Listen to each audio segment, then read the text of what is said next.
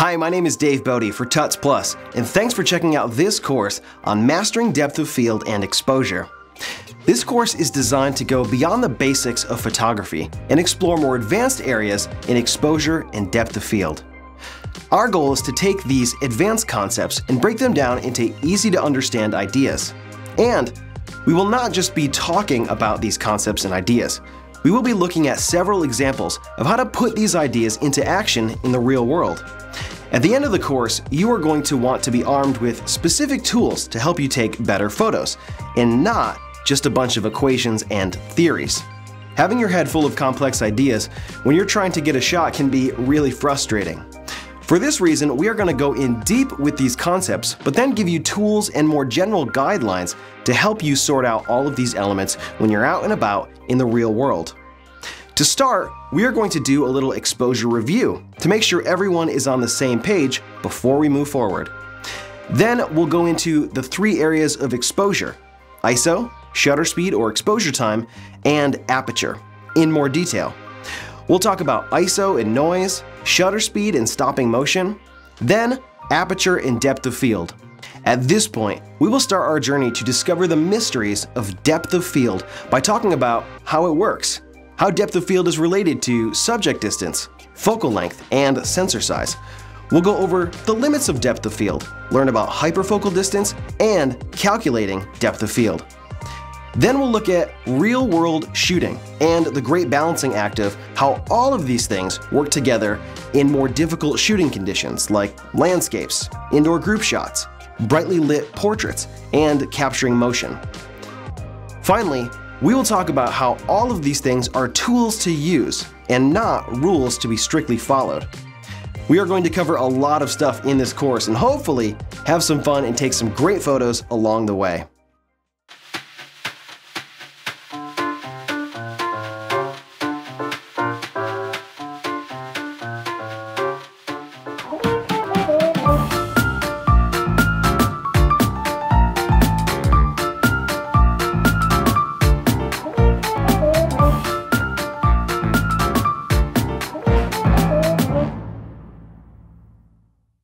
In this lesson, we'll be doing a quick exposure review.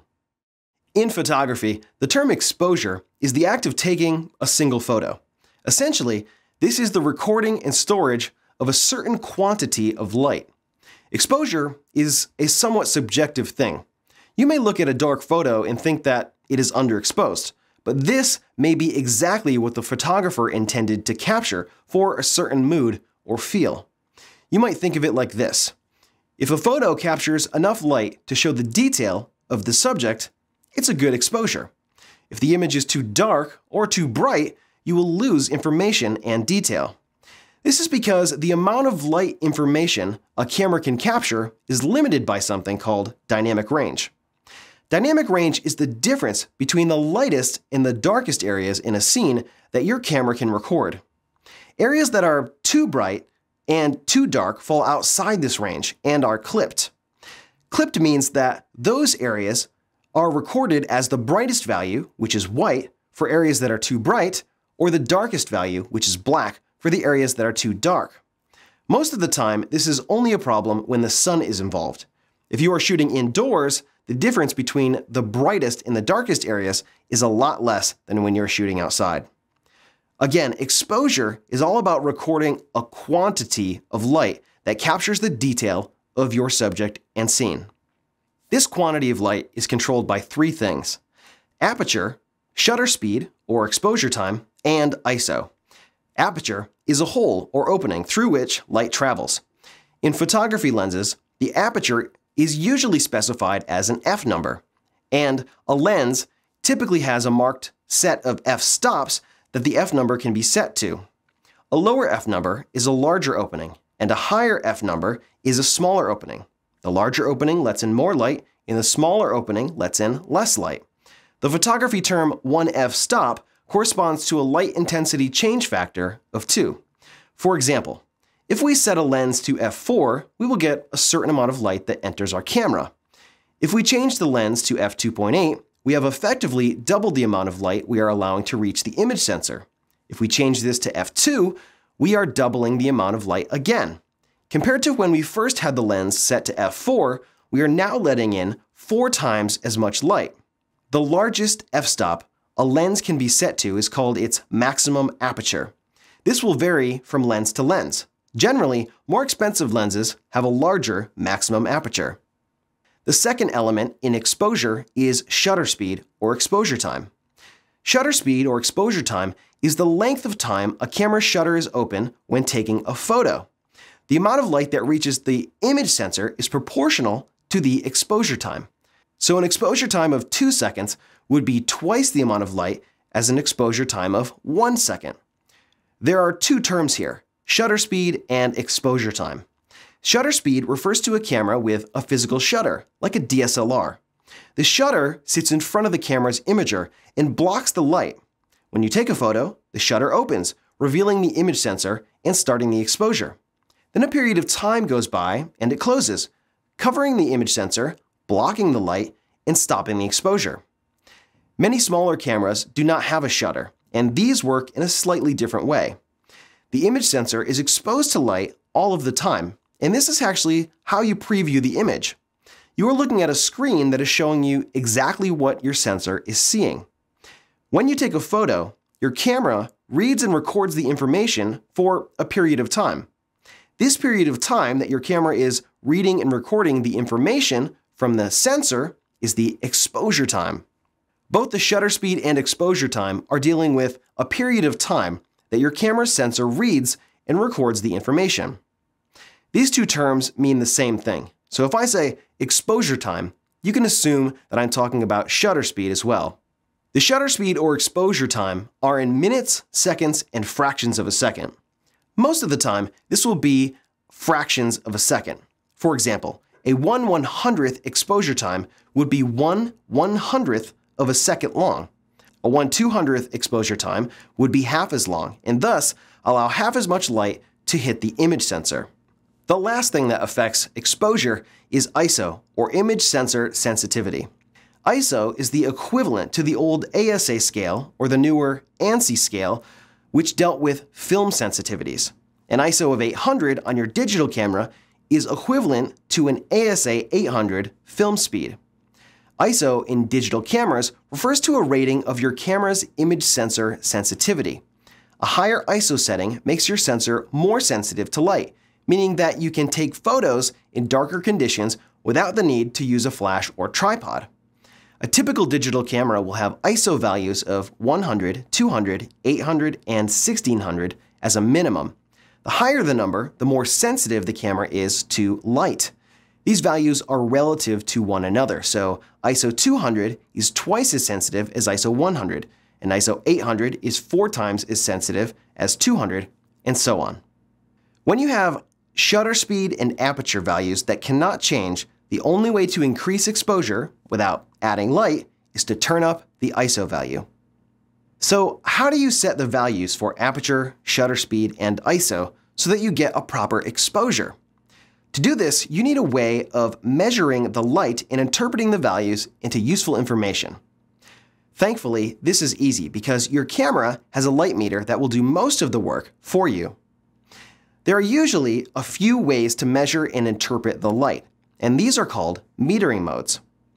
Evaluative metering. This is the default on most cameras, and usually the default for automatic shooting modes. This is a general-purpose metering mode that works well for directly lit and backlit situations. Center-weighted average mode measures the light across the whole frame, but strongly biases the center of the viewfinder area. Center-weighted metering is a good mode to select when you want to capture a brightly lit subject and be sure it's exposed correctly compared with the surrounding area. Partial metering mode. This measures a small circular area that covers around 10% of the viewfinder area at the center. If the surrounding area is darker or lighter than the main subject, this mode is a good choice. It will usually give you the correct exposure for your subject, as long as your subject isn't very light or very dark. Spot metering mode.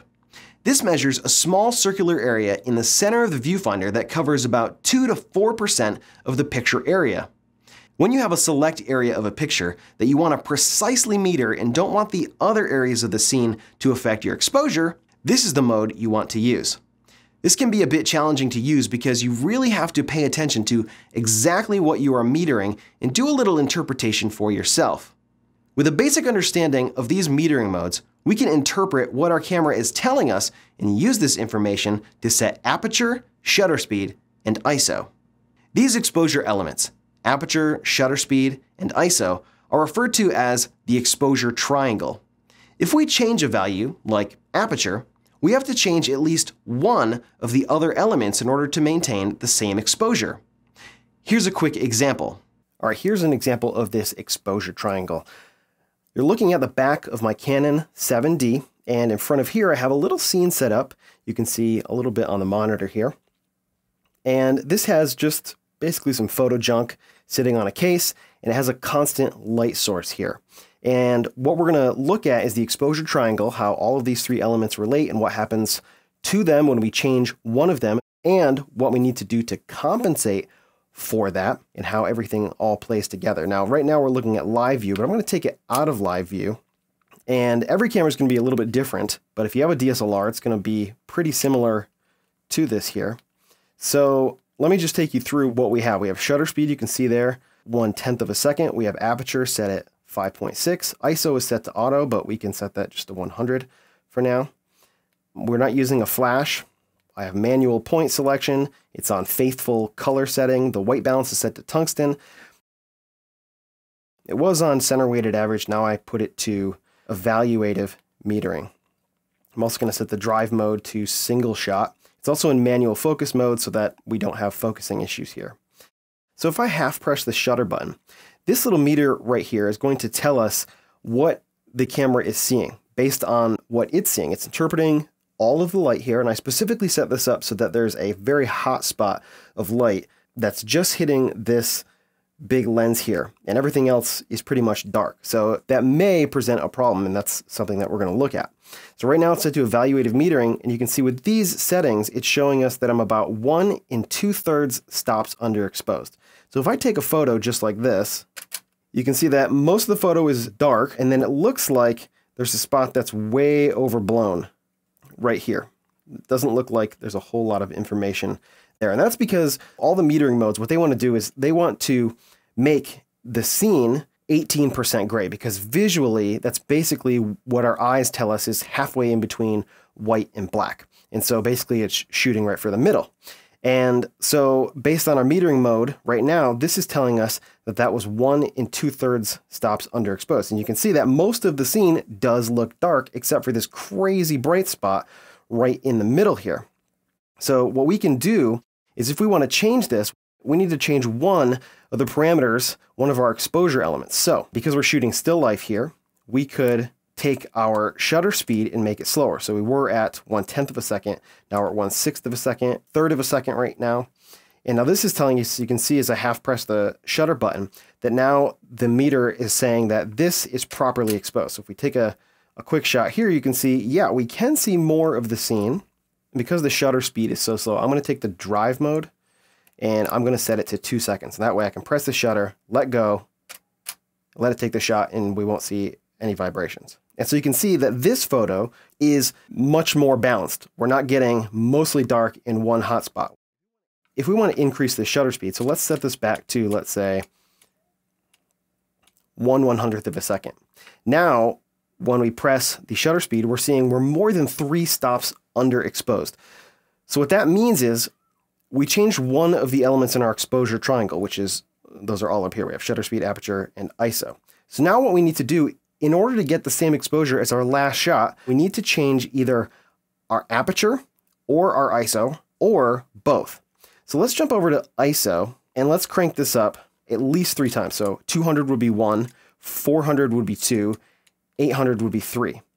And now we can see we're 2 stops underexposed. So now we're going to need to go to 1600 and 3200, and that's going to get us right there. So now if we take another shot, you can see that this photo and the one before look essentially the same. There's a slight variance, but overall, they're almost identical. So that's how you can compensate, and that's how the exposure triangle works. When we make an adjustment to one of the parameters in our exposure triangle, we need to compensate in order to get the same exposure, in order to bring up or bring down the exposure. So for example, if we left it at 3200, or let's bring it down to something more reasonable, let's say 800, that's pretty reasonable. And now we take our shutter speed and we roll this way down to 1/8. Now it's going to tell us, based on the evaluative metering, that we are 1 2/3 stops overexposed. So if we wanted to leave ISO at 800 and shutter speed of 1/8 of a second, what we'd have to do is we'd have to increase the aperture, or actually decrease it. We'd have to increase the number and decrease the size to let in less light. So now when we take the photo, you can see that this photo and the one before are almost identical.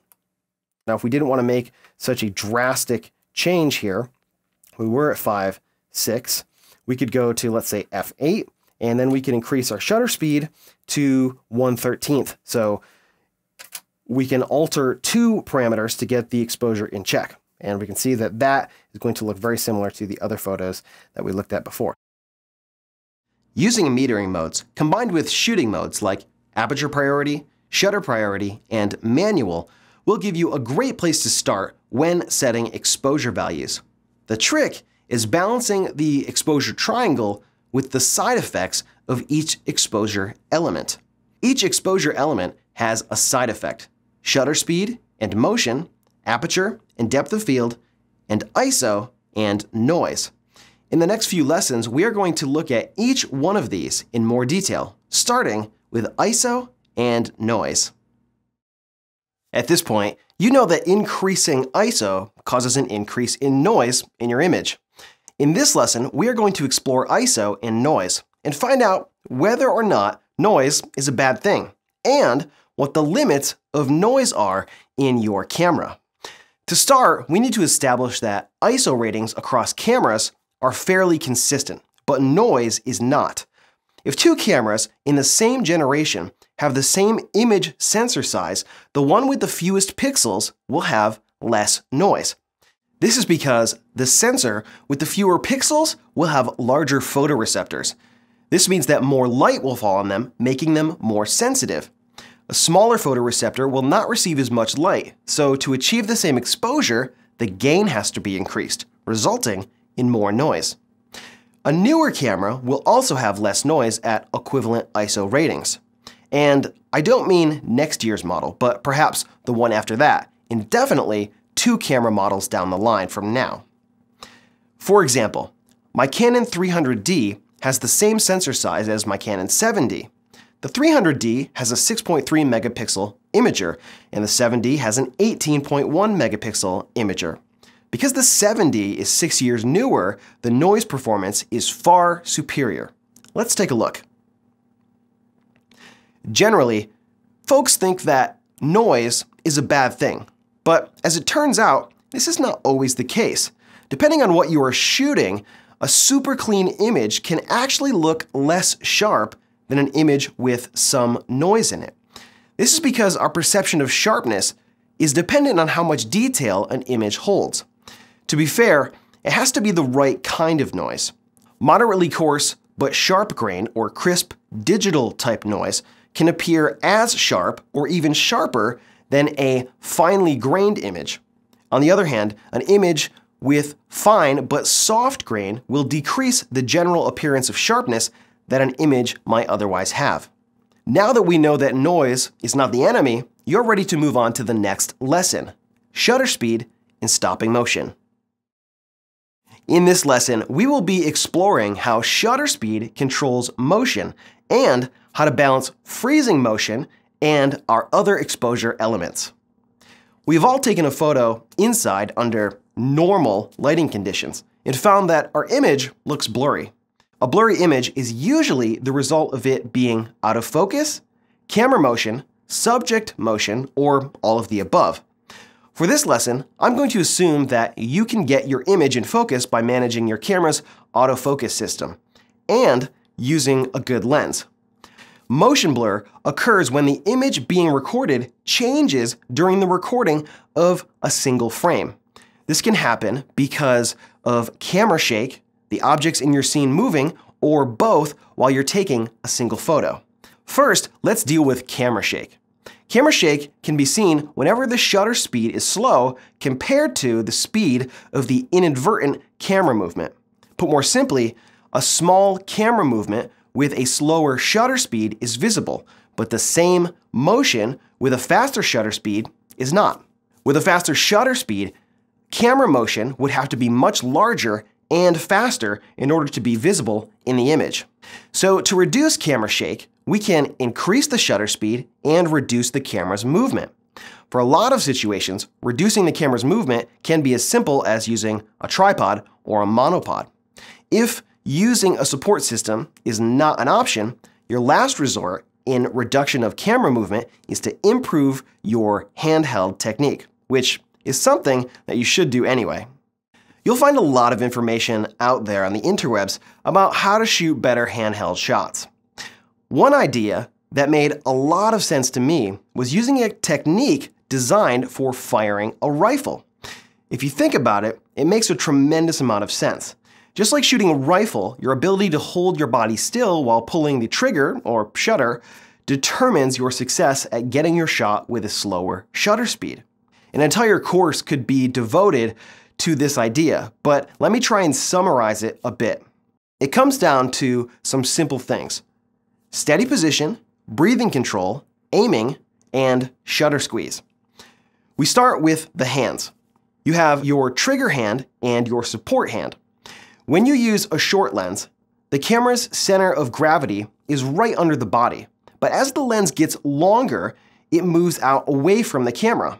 Instead of managing the weight between your trigger hand and your support hand, we're just going to try and just use our support hand. Rest your camera on your support hand like this. If the lens allows, have your palm up with the length of the barrel resting on your open hand. The base of your palm will be about where the camera meets the lens, under the camera body. With your right hand, pull the camera back into your face so that it's firmly planted.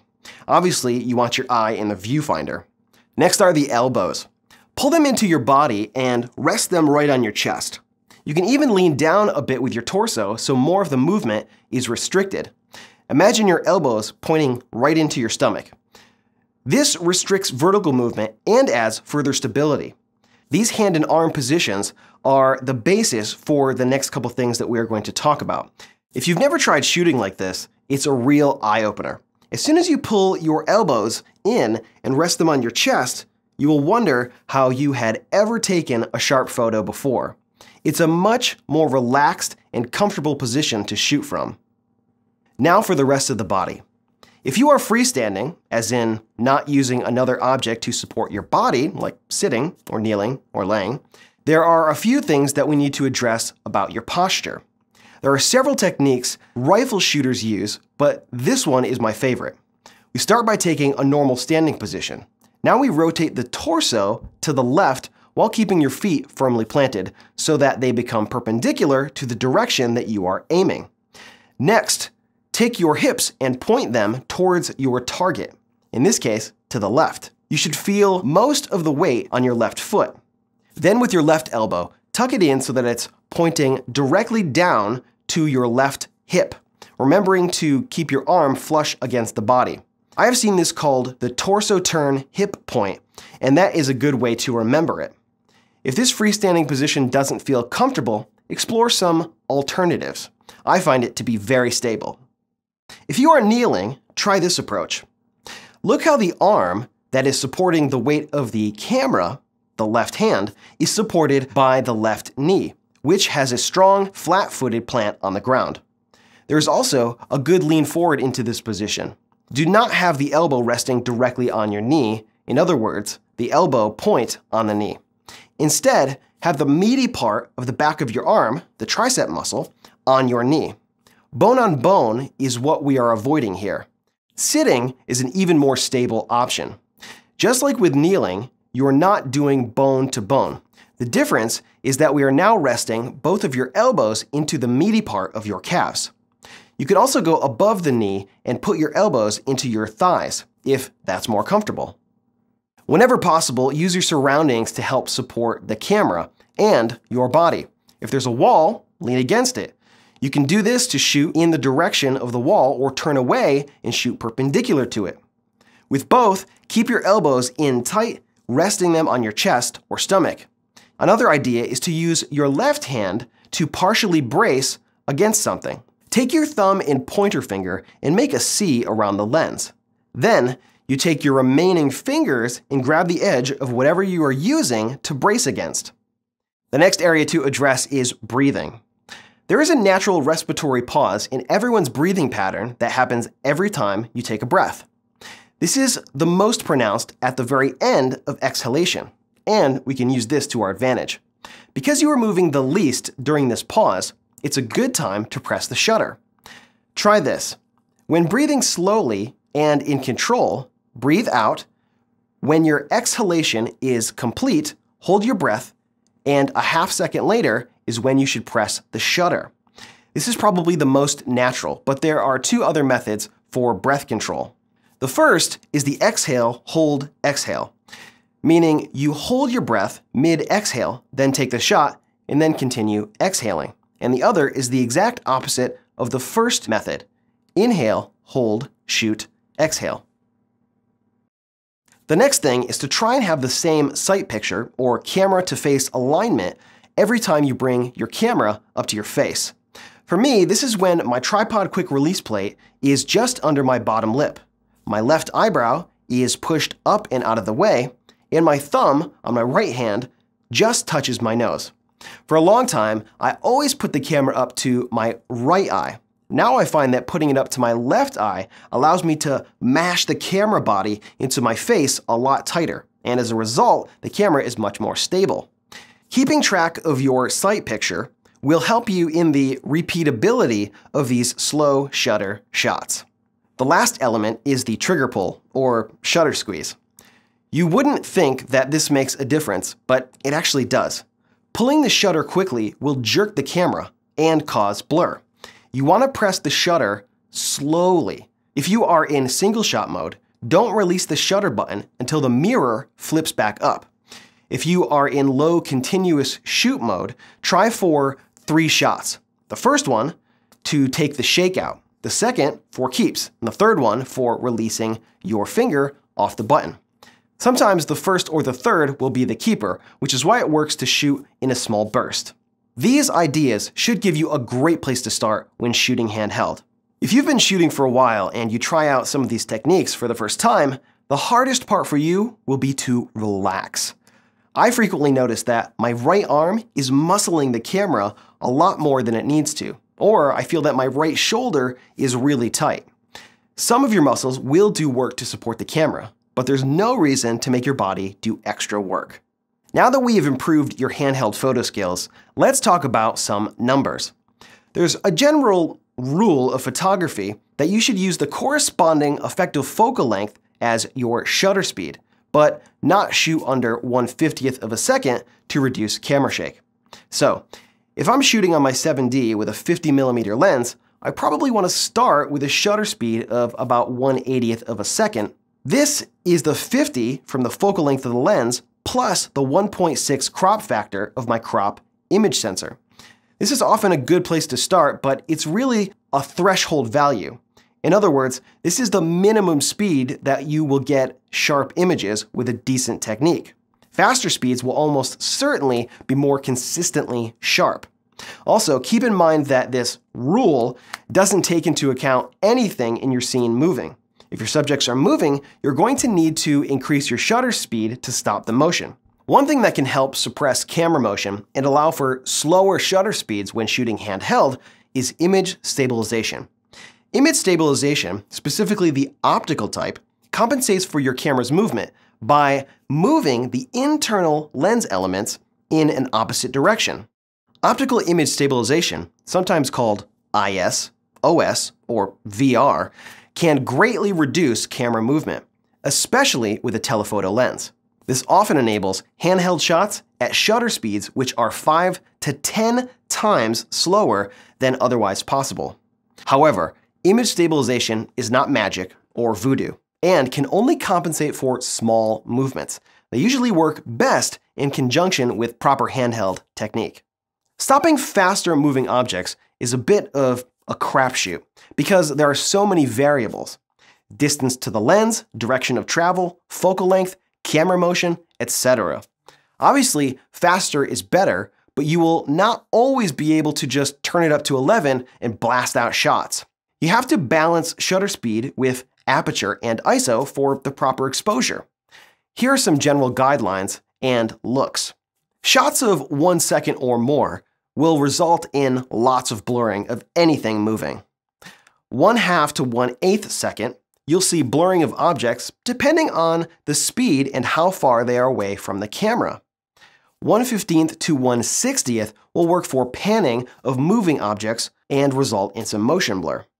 1/125th of a second is a good place to start for panning faster moving objects. 1/250th of a second is good for freezing motion on slow moving animals or people walking. A 500th is a good place to start for freezing athletes in high motion sports. 1,000th will get you freezing of fast motorcycles or fast moving animals. A 2,000th of a second shutter speed is good for freezing a bird in flight. 4,000 to 8,000 freezing extremely fast movement. These numbers are just general guidelines and don't cover everything, but you can extrapolate some useful information. For example, shooting sports shots are probably going to be in the neighborhood of a 2/50th to a 500th of a second shutter speed, depending on how much motion blur you want and what focal length you are shooting at. A person moves across the frame a lot more at 200 millimeters compared to 17 millimeters. Now that you have a good handle on shutter speed and motion, let's jump into the next lesson: aperture and depth of field. At this point, you know that changes in ISO and changes in shutter speed bring about a secondary change in the image. When we change ISO, we get changes in the overall noise level in our photos. When we change the shutter speed, we get a change in the amount of potential motion blur in our images. When we change aperture, we get a change in depth of field. This video and the next several lessons will deal with the complexities around depth of field, which may be abbreviated from time to time as DOF. So what is depth of field? Depth of field is the distance between the nearest and the farthest objects in a scene that appear acceptably sharp in an image. Another way to think of it is the area in front of and behind the point of focus that appears to be in focus.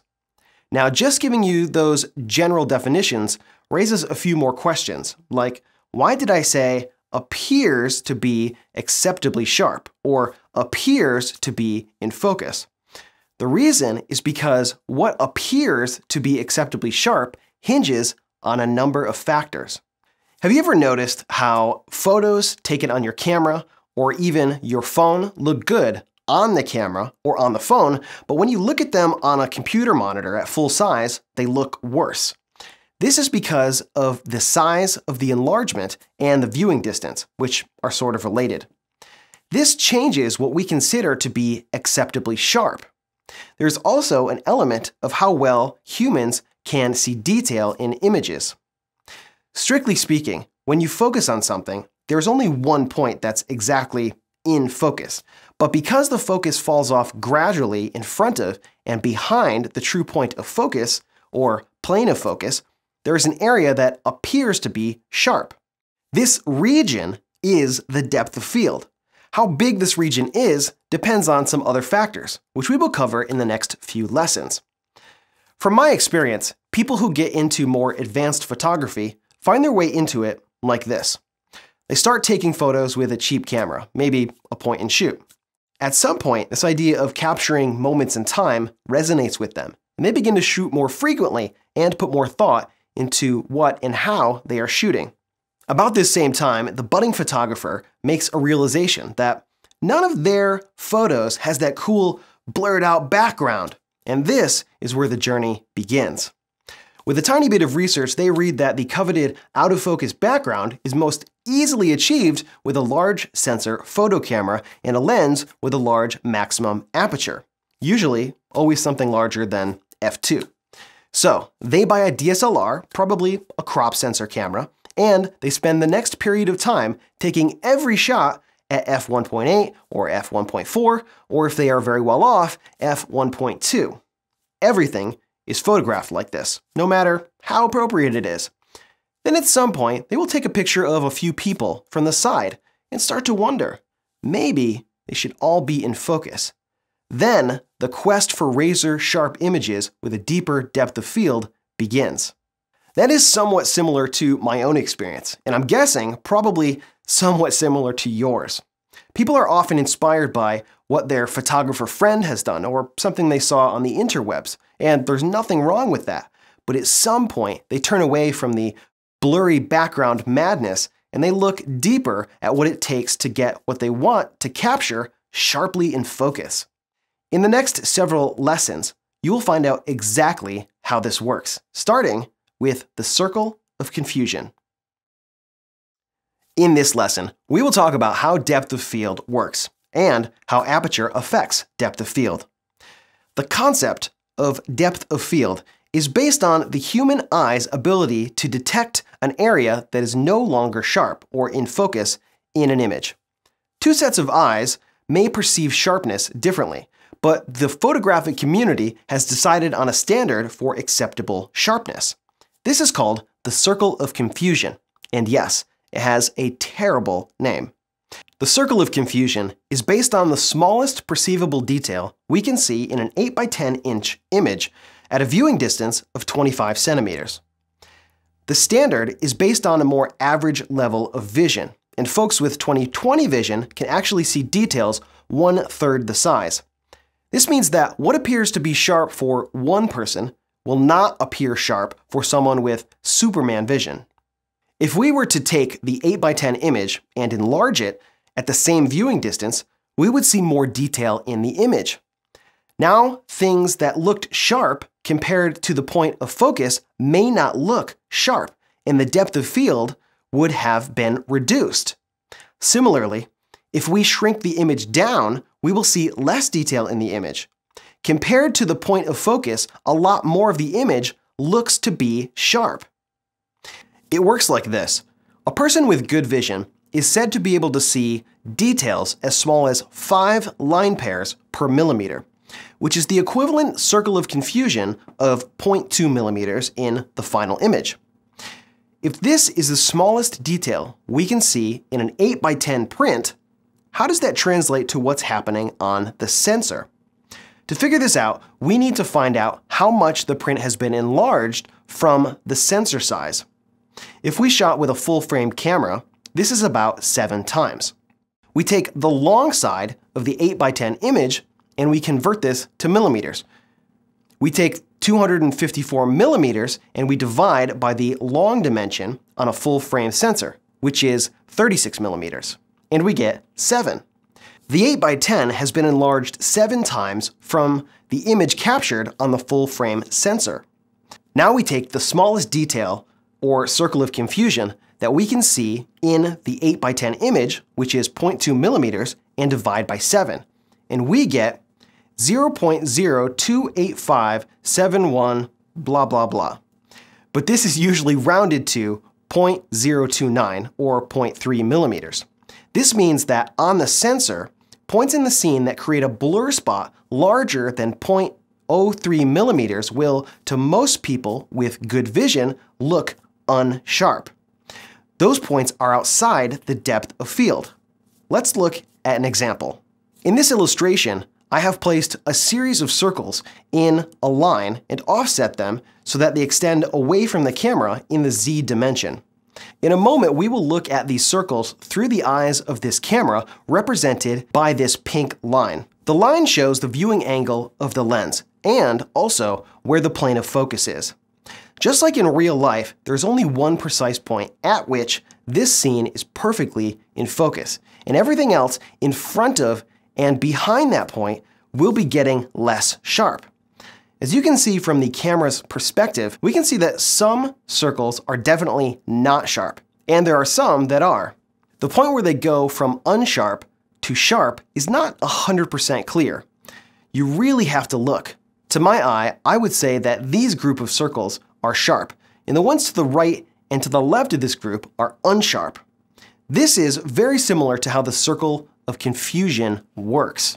We know that only one of these circles is perfectly in focus, but because of the size of the enlargement, it looks like several are acceptably sharp. This area is our depth of field. Let's look at another example. In this example, we are looking at an exaggerated illustration of how different points are focused on your camera's image sensor.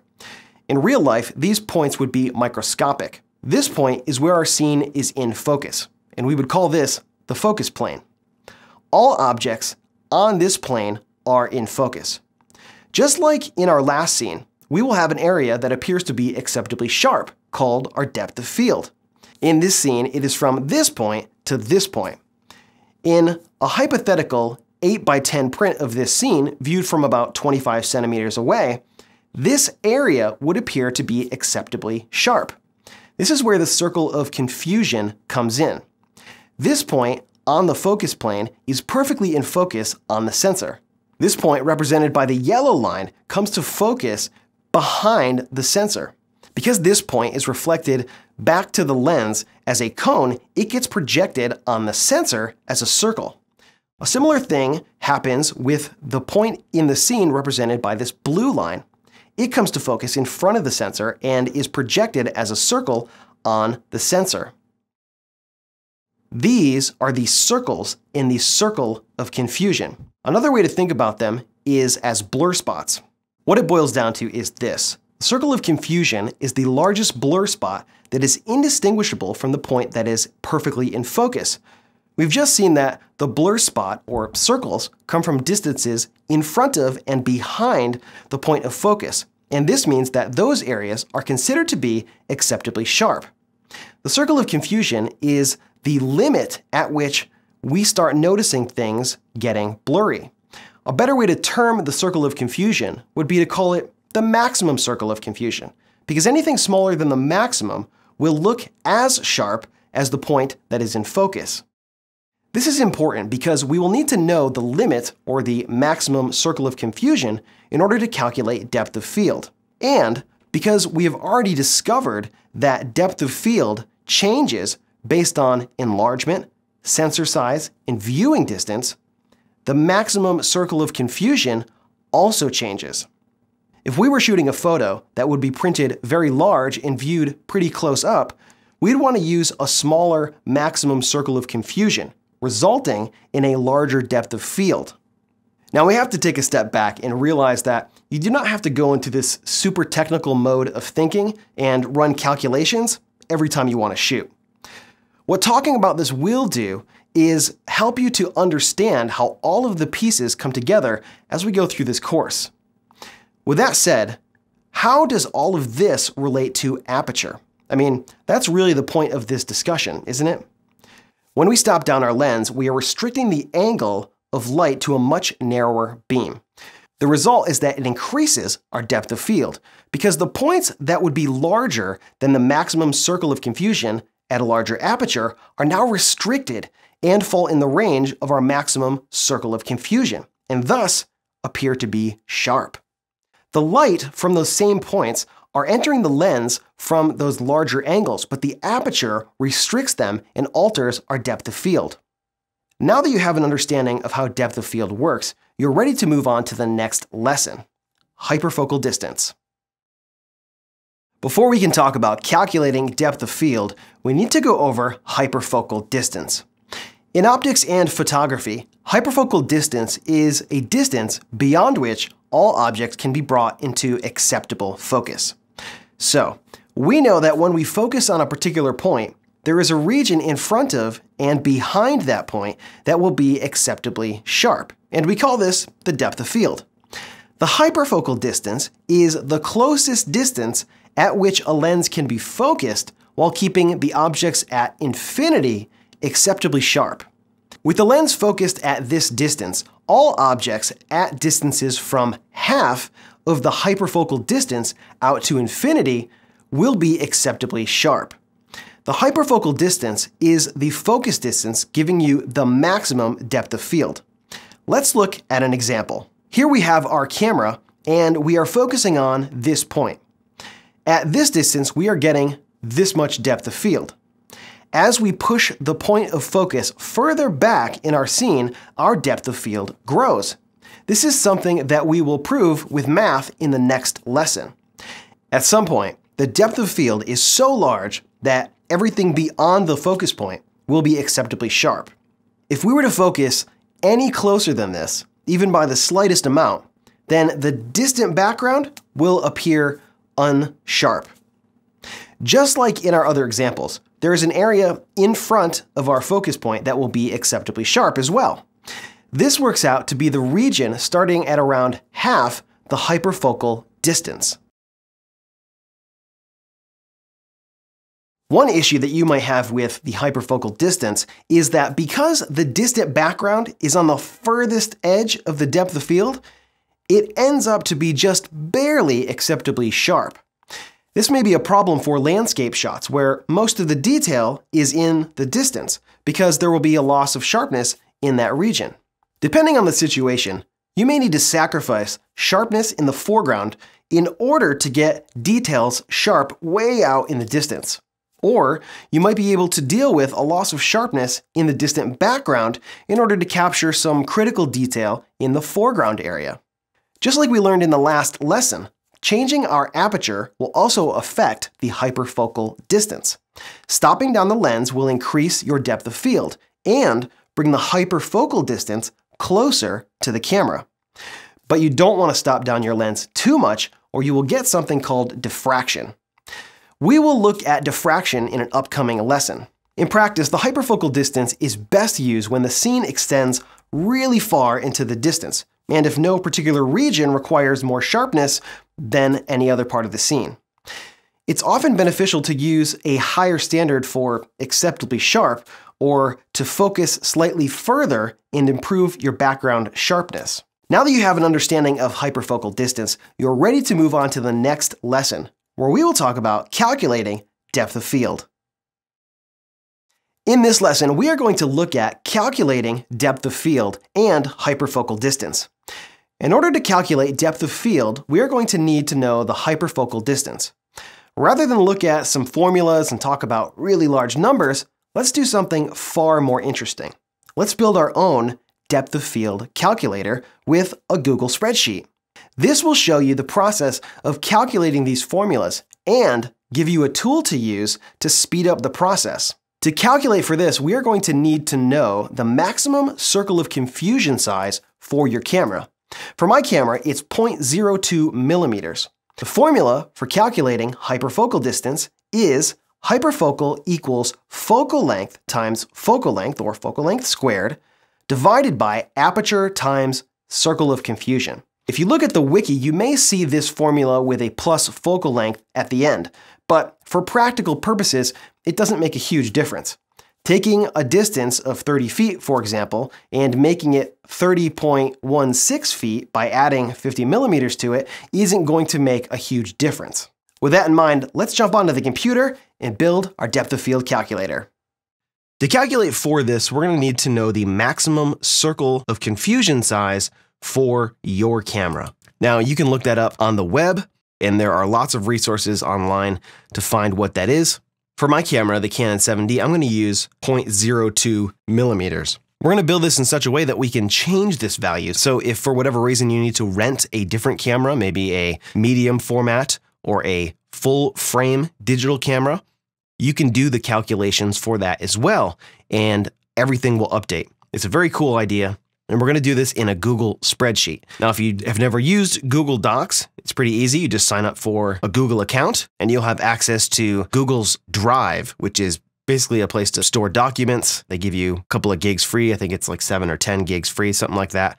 But you also get these Google Docs, which has word processor, spreadsheets, and a whole bunch of cool stuff. And we're going to take advantage of this free spreadsheet here to do some basic functions. Before we can calculate depth of field, we're going to have to calculate hyperfocal distance. That's what we're going to do right here. So I'm going to label this hyperfocal calculator. And for our reference, we're going to need to know the formula for hyperfocal distance. And that is hyperfocal equals focal length times focal length, or focal length squared, divided by aperture times the circle of confusion. So over here, we're going to lay out what these values are. So we'll put a field called focal length.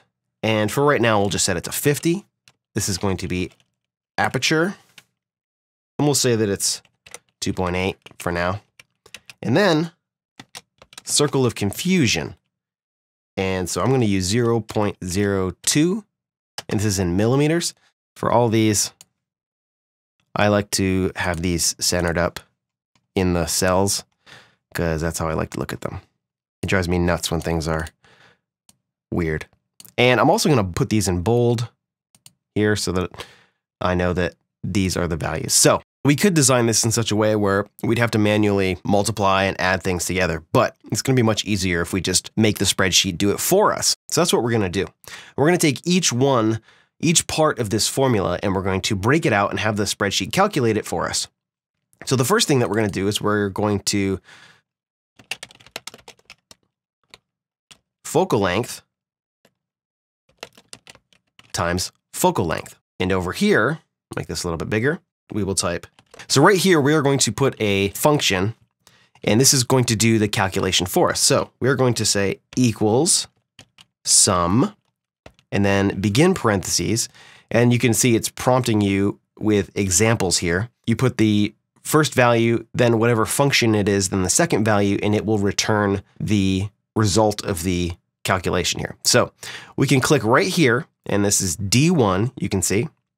And then we are going to put the asterisk, which is multiply. And then we're going to click D1 again, because we want this to multiply focal length times focal length. And then we can either hit the number pad enter, or we can click away from it, and it will do that calculation for us. And you can see right up here in this field, we can see what the function that we inputted into this field was. We did that side of the formula. That's great. The next one we need to do is aperture times circle of confusion. So we're going to do the same thing. We're going to say equal sum. Then we're going to say aperture times circle of confusion. There we go. Click away, and there we go. That's the value that we're going to get. Then what we need to do is we need to do this calculation. So we need to have the focal length times focal length, or focal length squared, divided by this part of the equation over here. So that's pretty easy. So this is going to calculate the hyperfocal distance in millimeters, because that's all our values here. We're dealing with a circle of confusion that is in millimeters, and the focal length is in millimeters. So this is going to be hyperfocal in millimeters.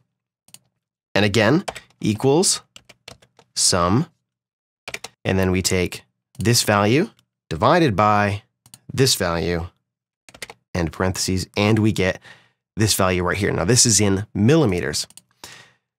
Then what we can do is we can, for those of you who use the imperial system, we can have this calculate in values that we understand. So over here, we can do hyperfocal distance. See, it's prompting us already in inches.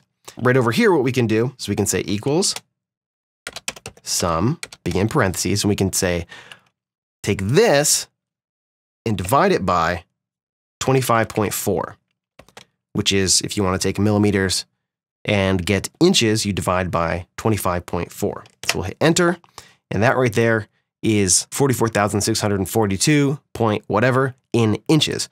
And we can also do this in feet, because that would be useful to know as well. So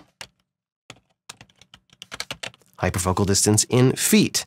And you can guess what we're going to do here. We're going to take this value and we're going to divide by 12, because we want feet, and that's in feet. Now we can go one step further here, and we can say, I want these values rounded, because sometimes when you're looking at these numbers, it can get a little bit confusing, especially when you see the rest of the formulas that we're going to do. It just gets a little bit ridiculous looking. So we can put another function in. We'll use the function round. And then what round is going to do, and you can see it's prompting us here, is we need the value So what is the value that we're going to round, and then how many places we want it to round to. So we're going to say the value is this, whatever's in this field, comma, we want it to round to, let's say 0, because we're not interested in 0.0 millimeters because that amount is negligible if you are measuring the hyperfocal distance.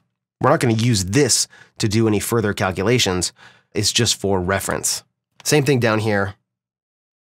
We'll say round and then so equals round, and we want this. In this one, we'll say 2. We want it to go to 2 places. Same thing here. Say round and then equals round. I want this value, and I want it rounded to 2 places. There. So now what I like to do is I'll take all of these guys here, I'll make them bold, and I will change the text color to this red color. And so all the stuff that we're going to have our spreadsheet calculate for us is going to be in red. Now it's a good time to probably name this here. We don't have something that just says untitled. Great. So now we know the hyperfocal distance.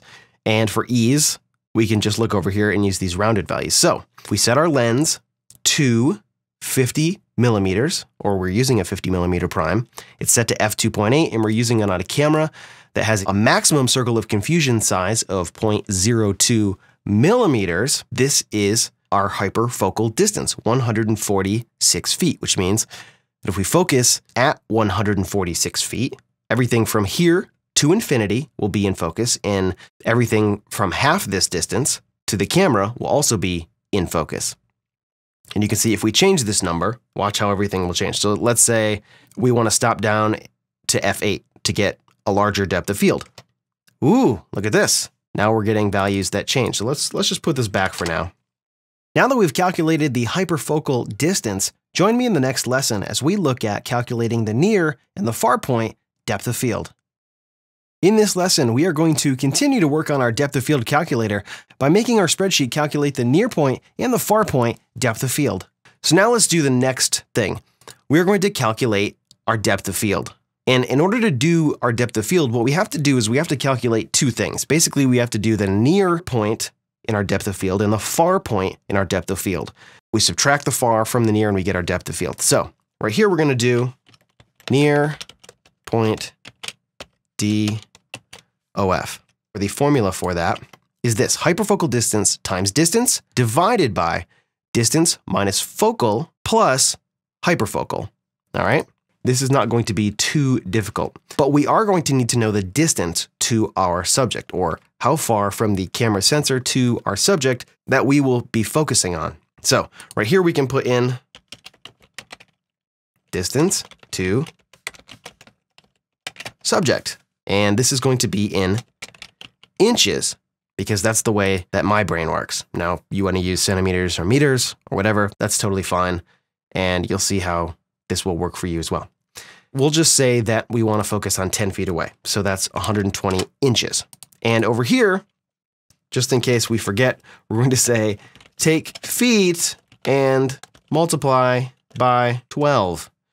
In case for whatever reason, I forget that. I'm going to make these bold. Cool. Now, right here, because we're dealing with everything in millimeters, I need to take this and I need to convert it for millimeters. So I'm going to put something right down here. I'm going to say auto calc of inches to millimeters equals sum parentheses, take this value, and I'm going to multiply it by 25.4, right? Because every 1 inch is 25.4 millimeters, and that gives us 3,048. Just like before, I'm going to make these bold. I'm going to put them in red so I know that this is an auto calculation. And down here, we're going to break this formula apart and start having our calculator get to work here. And I'm going to scooch this up just a hair so we can see everything in the window. So the first part that we're going to do is right here. So I'm going to copy this, put it right here. Cool. And basically, we put this in exactly like the formula tells us. So we're going to do equals sum parentheses, and we are going to say we need the hyperfocal distance, so we can come up here and hyperfocal distance in millimeters. So we're going to say this guy right here, plus another parentheses. Then we are going to need to know the distance, which is right here in millimeters, minus the focal length, which is up here, also in millimeters. And another parentheses to finish it out. And this gives us this value right here. Now we're going to need to know hyperfocal distance times distance. So let me grab that, copy, paste. So right here equals sum parentheses hyperfocal distance times distance in millimeters. There we go. Now we need to take this side and divide by this side.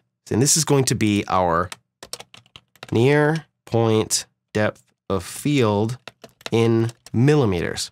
Again, equals sum, begin parentheses, we take this right here, divide by this, and parentheses, hit enter. And this is in millimeters. And just like we did before, near point in inches and feet. So we are going to take this guy right here, and we're going to convert that to inches. So equals sum, this value, divided by 25.4. That gives us inches. Then we're going to say equals sum, this value, divided by 12 to give us feet. Just like before, these large numbers are kind of a pain to look at. If you say, what's your near point depth of field in inches? 112 point, yada, yada, yada. We don't really need to know that. So we're going to do the rounding again. And we are going to say equals round, begin parentheses, this guy, and we'll just say 0 because I just want to know the millimeters, and that's fine. Same thing here, equals round this value to 2 places. This one here, round this value to 2 places. We'll take all these, make them bold, and make them red. So now we're starting to get somewhere in our depth of field calculation. We know that when our lens is set to f2.8, it's a 50 millimeter lens, and our distance to our subject is 120 inches, the near point in our depth of field will be 9.37 feet. So now we can keep going. And now we need to do the far point depth of field. And the formula for this is somewhat similar to the near point, which is right there. And some of these things that we've already done. So the first thing that we're going to do is we're going to solve for this side. So we're going to put that here, just like before. We're going to equals sum hyperfocal, which is right here in millimeters. Oops, parentheses. And then we're going to say hyperfocal distance in millimeters right here. And this time it's minus, and then we need to do distance minus focal. So that's distance minus focal, double parens there. And you see we get a slightly different value there. We know that's correct. Then we need hyperfocal times distance, which we've already done, which is right here. So we can say this is equals whatever this value is, because we don't really need to do it twice, although you could. That's totally fine. Then we need to get the far point. So we need to take this side and divide by this side. So right here, we're going to say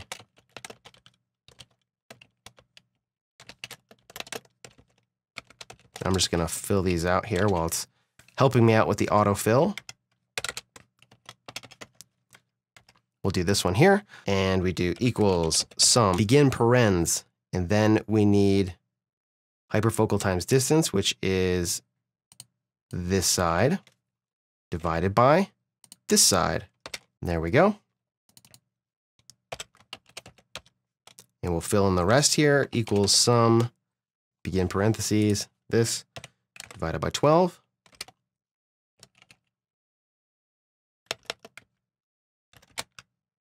And we'll have this round for us again.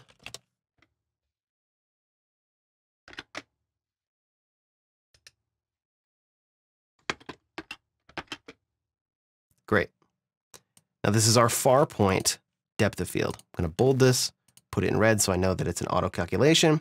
Now we can figure out our depth of field. And because doing a depth of field in millimeters is not how my brain works, I'm just going to have this do it in feet and in inches.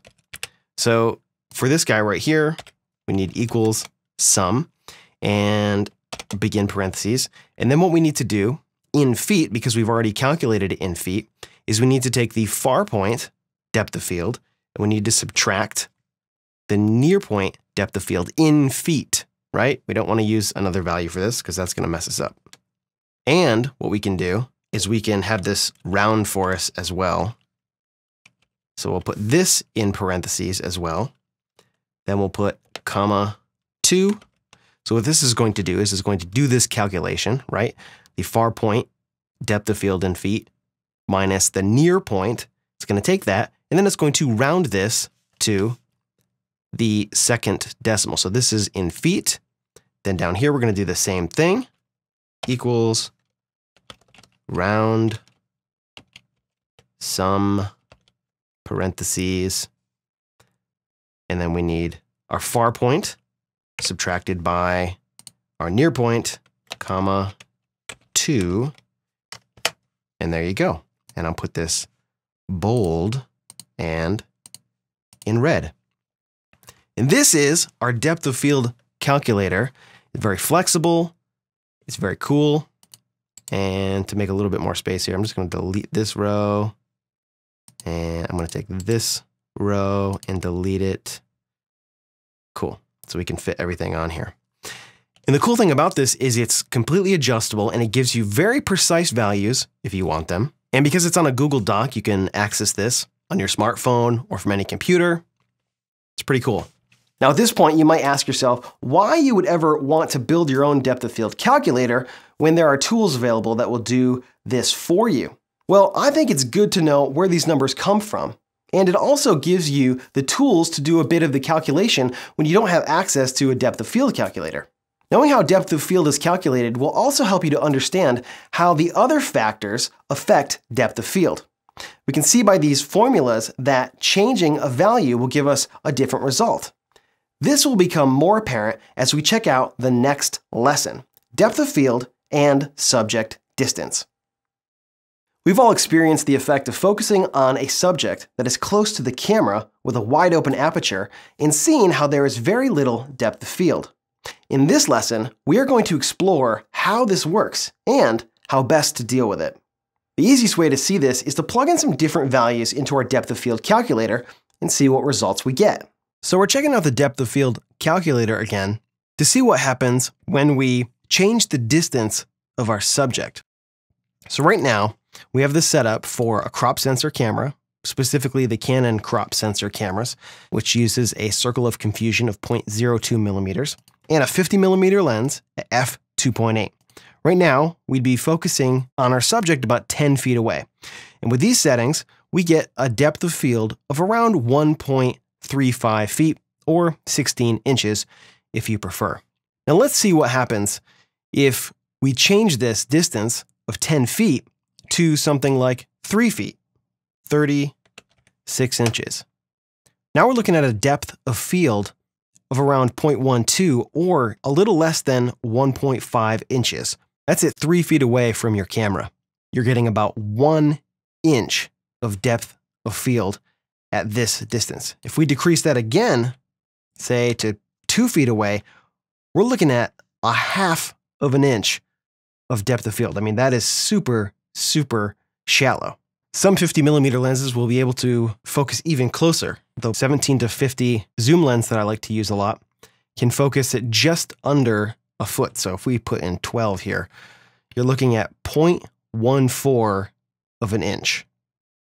That's super tiny. So you can see how when we change the distance to our subject, the depth of field changes drastically. From 1 foot to 3 feet, we get from 0.14 to 1.39 inches. If we just go to 72 inches, which is 6 feet, we double that again. Now we're about 5 3/4 inches for depth of field. If we go to 12 feet, 144, now we get almost 2 feet, just shy of 23.5 inches. Changing the distance to the subject without changing the aperture or the focal length drastically changes your depth of field. But why exactly does this happen? Let's take a look. We know that at this distance in our simulated scene, we have approximately 7 units of depth of field.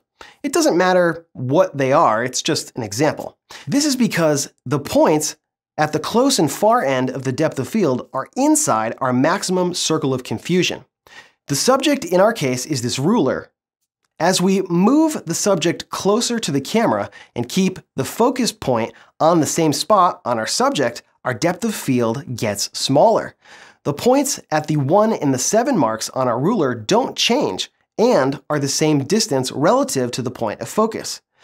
Because we have moved them closer, their focus point relative to the sensor has changed. This causes their blur spots to be bigger than our maximum circle of confusion, and thus not acceptably sharp. So how does this make any difference when you're shooting in the real world? Well, let's imagine for a moment that you are shooting some candids in a dark interior. You have a 50mm lens and you want a cool looking out of focus background, so you crank that aperture open to f1.8. You're going for some close shots, about 3 feet away. You want to stop motion blur, so you're going to use a shutter speed of 200 or 2/50th of a second. You want to hit the focus on the eyes. Now think about this. Unless you stop your subjects and freeze them from moving, you're going to have very little chance of getting the eyes in focus, or really anything in focus. This is because you are dealing with a depth of field of less than an inch. The slightest movement, breathing, head tilt, etc. will place your depth of field in an undesirable location. It's really hard. And this is also assuming that your lens is able to focus on the point where you want it to, which doesn't always happen. Your best bet to help you get a little bit more in focus might be to take a few steps back, or stop down your lens to f4. Maybe use a wider lens, or use a flash to bounce a bit of extra light. Now that you know that your subject distance can drastically affect your depth of field, you're ready to check out the next lesson: depth of field and focal length. In this lesson, we are going to explore depth of field and focal length. Before I got into photography, and before I had a digital camera, I was chatting with a friend of mine at work. We were taking some headshots of the staff, and he had some interesting comments. Because he went to school for film and video production, I took his word as truth. What he said was that if we wanted to have this blurry background in our photos, we needed to zoom the lens all the way in. What he was saying was that a higher focal length had a smaller depth of field. We shot these photos with a crummy 3-megapixel Kodak point-and-shoot camera, which at the time cost $400 or $500. This idea of higher focal length and smaller depth of field seemed to work. Although the photos didn't have a super out of focus background, they definitely looked more out of focus compared to how a layman would normally take these photos, which would be from about 2 to 3 feet away and using a much wider angle. Here's the thing. The photos didn't actually have a drastically smaller depth of field. It only looked like they did. Now, you might be confused by what I just said, and I admit that it was a little confusing. But this is why I want to talk about this relationship between depth of field and focal length, because there's a lot of misunderstanding about how it works. Let's jump into our depth of field calculator and see what's going on. So let's see what happens when we take our depth of field calculator and we increase our focal length and leave everything else the same. So let's start with, let's say 72 inches for a distance to our subject. And let's put 25mm in as a focal length just to start. So we can see at this focal length and this distance to our subject, we're going to get about 2 feet total depth of field. Now, if we increase this to, let's say 50mm, look at that. We get just about a quarter of that. If we go to, let's say 100mm, this goes down even further, almost a quarter of that. And if we go to, let's say 150mm, we get down again. Now we're at 0.6 inches of total depth of field. At 200mm, we're looking at 0.33 inches total depth of field. So there definitely is a difference in depth of field when we change the focal length. But here's the catch. We didn't just change the focal length. We also changed the composition of the photo. A photo at 6 feet with a 25mm lens looks a heck of a lot different than a photo at 6 feet with a 200mm lens. What if we were to make our subject look the same in all of these tests? This would be just like my story at the beginning of this lesson, when we were taking headshots of our staff. When we increased the focal length to get that blurry background, we were also backing up to compose the photo so it looked the same. Let's jump back into the calculator and look at the numbers again. Let's change this around a little bit, and this time we're going to add the numbers that would be similar to if we increased the focal length and we backed up to recompose the photo so that the subject looked the same. So we start off with 25mm at 6 feet away, and we get about 2 feet total depth of field. Now we go up to 50mm, and because we doubled that, let's double this to 12 feet. So we're going to be 144 inches. And look at that. Our depth of field is almost exactly the same. We were at 1.99 before, now we're at 1.95. If we go again to, let's say, 100mm, we're going to have to pull back again. This time we'll be at 288. And look at that. The depth of field is almost exactly the same, 1.94 feet. I mean, it's very, very close. If we go to 150mm, now we're going to have to go to 36 feet, and that's about 432. And look at that. The depth of field is exactly the same. If we go to 200mm, we're going to go to 576 inches, which is 48 feet, to recompose the photo to get the subject about the same size as it was when we first started at 25mm and 6 feet. And you can see here that our depth of field is exactly the same. So by pulling back and recomposing the photo so that the subject is about the same size, it doesn't drastically affect the total depth of field in our image. What we find is that even though the depth of field is about the same, the pictures look different. This is because when we use a lens with a higher focal length, we are seeing less of the background and then stretching it across the frame. This effect that we are seeing is a more narrow field of view, and it's not exactly a smaller depth of field, although it has a similar effect of providing more isolation of our subject by seeing less of the background. With that in mind, you are ready to move on to the next lesson, where we will talk about depth of field and sensor size. In this lesson, we will explore how depth of field and sensor size are related. Unlike some of the other concepts in this course, depth of field and sensor size are a bit easier to understand, especially if you've watched all the lessons in this course so far. Consider for a moment that throughout this course, we have talked about focal length, and we have not mentioned equivalent focal length. Equivalent focal length is something that you deal with when you are using a crop sensor camera, which most of you probably are.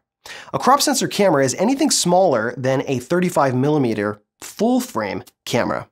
There is a bit of confusion about the lenses and these crop sensor cameras, because at some point, someone will have told you that a 50mm lens on your Canon Digital Rebel is actually an 80mm lens. The truth is that a 50mm lens is a 50mm lens, period. Some lenses are made so that the image circle they project onto the sensor is sized to fit a crop sensor camera, and it won't fill a full-frame sensor. This would lead you to believe that these lenses are wider, but they are not. They are made lighter and with less lens elements, but are not actually wider. A crop sensor's relationship to the angle of view is pretty easy to understand. We are cropping in on the image circle that the lens projects, so we are in effect narrowing the angle of view. This makes everything appear closer or tighter. For this reason, the effect on depth of field is fairly easy to understand. If we take a photo with a 50mm lens on a full-frame camera, it looks like this. If we were to put that lens on a crop sensor camera and tried to take the same photo, we would have to stand further back to get the same composition. Because the distance to our subject has increased, our depth of field gets larger, just like we learned in the last few lessons. This means that as your sensor gets smaller, your depth of field will increase compared to a full-frame camera. You may have noticed this with your smartphone camera or iPhone. When I first got my iPhone 4 years ago, I noticed that I could get a blurry background effect, but only if I focused on an object within 6 or 8 inches, maybe even a foot away. In fact, we can even get our nerd hats on and calculate this to prove the point. So let's check out something really quick here. We're gonna alter our depth of field calculator so that it's no longer set up for a typical DSLR. We're gonna input the numbers for the iPhone 4 and see what we get. Now the iPhone has a fixed focal length of 3.85 millimeters. And you can see that's probably going to break a few things here until we add some of the other numbers in here. It also has a maximum aperture of f2.8, and it pretty much doesn't change because it doesn't have an iris. The circle of confusion on the iPhone 4 is actually 0.004. We're getting some negative values here is because we are currently focusing on, or the distance to our subject is beyond the hyperfocal distance. And when you do that, it goofs up the rest of these values down here. You can see the hyperfocal distance is 52 inches. Let's say we were focusing 12 inches away. Even at 12 inches away, where on a DSLR, we would get a very small amount of depth of field, on the iPhone 4, we get about 5.76 inches at 12 inches away.